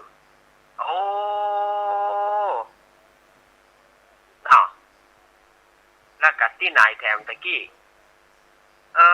นอกนั้นก็บ่มีที่ไหนสายเหนือสายใต้หายหมดสายเหนือสายใต้หายหมดทางดอยหล่อเฮานี่จอมตองเฮานี่ตึงบ่ได้ฟังเพราะว่าหยังสถานีวิทยุห้วยตองซักเฮาเพิ่นบ่เปิดเตื้อเพิ่นจะเปิดก็5:40ปุ่นก็เลยหายแสบหายสวยไปหมด แต่ลำปางฝางก็ยังบ่ทิ้งกันเตื้อนะเนาะแม่สีทอนหายไปไหนมาแม่สีทอนง่อมแล้วนะก็ได้เฮาจะเองแล้วเด้อก็ได้เฮาจะเองแล้วเด้อเฮาจะเปิดแล้วเด้อโทรมาเนอะอยู่ที่ไหนแฮะแม่สีทอนแม่สาวรักเขาแม่บัวพัดกุลันปักกล้วยกาหมดหรือยังใช่จุบแล้วเนาะแม่บัวพัดกุลันแม่สมพัดแม่ยอดเจริญปอนมันที่จะตัวพระอาจารย์พระอาจารย์ อยู่ที่ไหนอะแม่ แม่อยู่ในตลาดเจ้าภาษา แม่ ไม่ก็ แม่ ในตลาด ที่ไหนเนี่ย เสริมงามเสริมงามเจ้า เสริมงามไม่หนอโอ้โหบ้านนี้จิตใจงามกู้คนเนาะแม่หยังชื่อแม่หยังรายงานตัวหน่อย แม่วินเจ้า แม่วิน แม่วิน โอ้โห แม่จะลา นาจะลาอีเนาะ เจ้า โอ้ก้อยก็ก้อยก็ส่งเสียงตัวเปิ้นฮอ ก้อยก็ แม่บ้านแม่นี่จ้ะ ก้อยก็ขอนท่านมันคือว่าใครจะส่งเสียงหน่อยล้ออีเนาะ แล้วทำอะไรทำจะตัวได้เจ้าตัวอีเนาะมันเปิดตั้งอย่างที่คุณที่ไหนเจ้า ละปูนไปเนอะละปูนไปนะเวียงหนองร่องละปูนไปนะเวียงหนองร่องละปูนไปเนอะฮะไปสักเตี้ยวันหลังมาเหี่ยวเนอะวันหลังมีโอกาสมาเหี่ยวเนอะเจ้ายินดีเนอะแม่หวินนี่เปิ้นอยู่ปุ่นเนอะนาจะลาเสริมงามโอ้บ้านนี้เปิ้นต้องเสริมสวยตลอดเนาะเสริมสวยด้วยตลอดเนาะบ้านนี้นะเปิ้นนึงว่าบ่ฮื้อได้แก่แล้วอีกด้วยนะเสริมงามตลอดเจริญปอน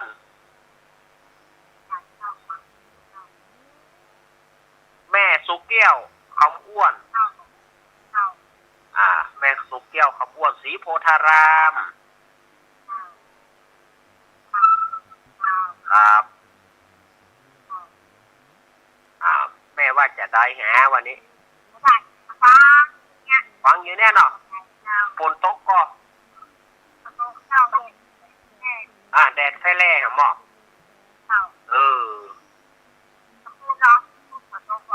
ก็มันตกนะมันมีไปตีนะมันมีไปตีแม่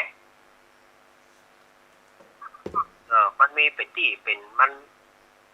เป็นแห้งไปตีข้าตรงไหนกระตรงนะครับยินดีเนอร์แม่สุแก้วคำอ้วนสีโพธารามสารปีสีโพธารามสารปีไปตั้งต้นยางนะเนาะต้นยางนักกันนะมีโอกาสแม่แจ้งตัวเลย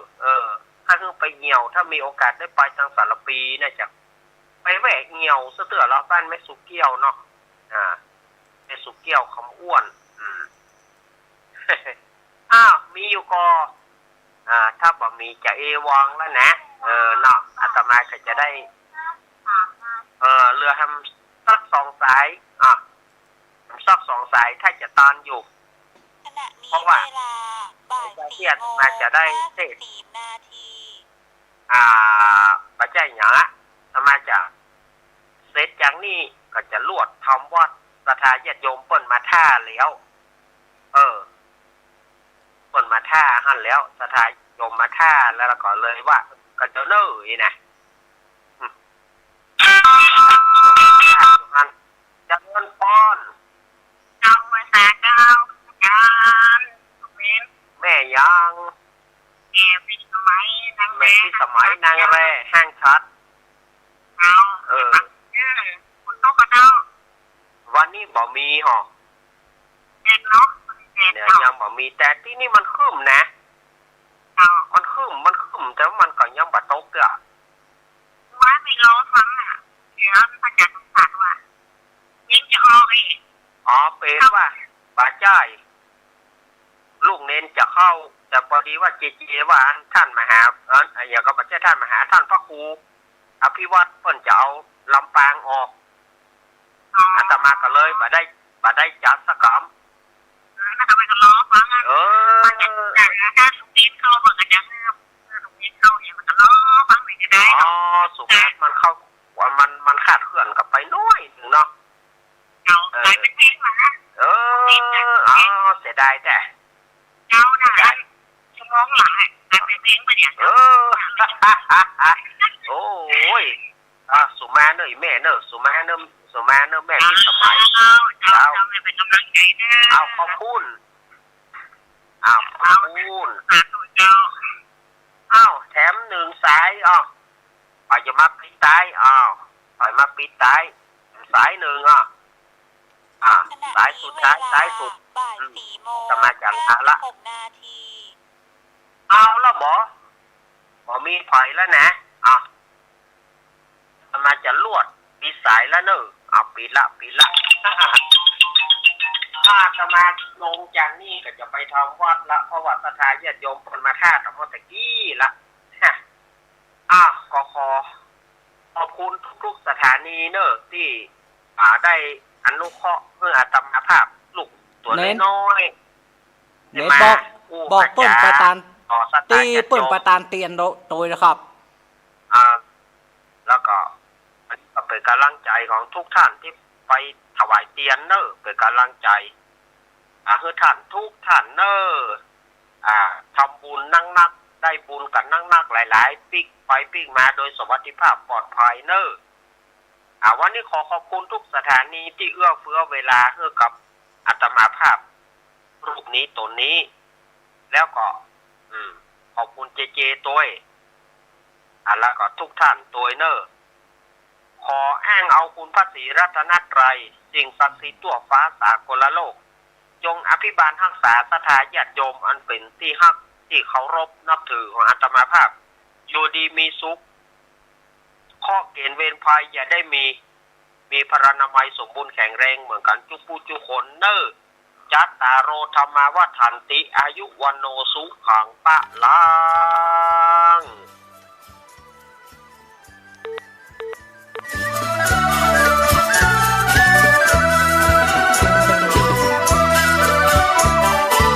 ตกจากที่สูงเรียก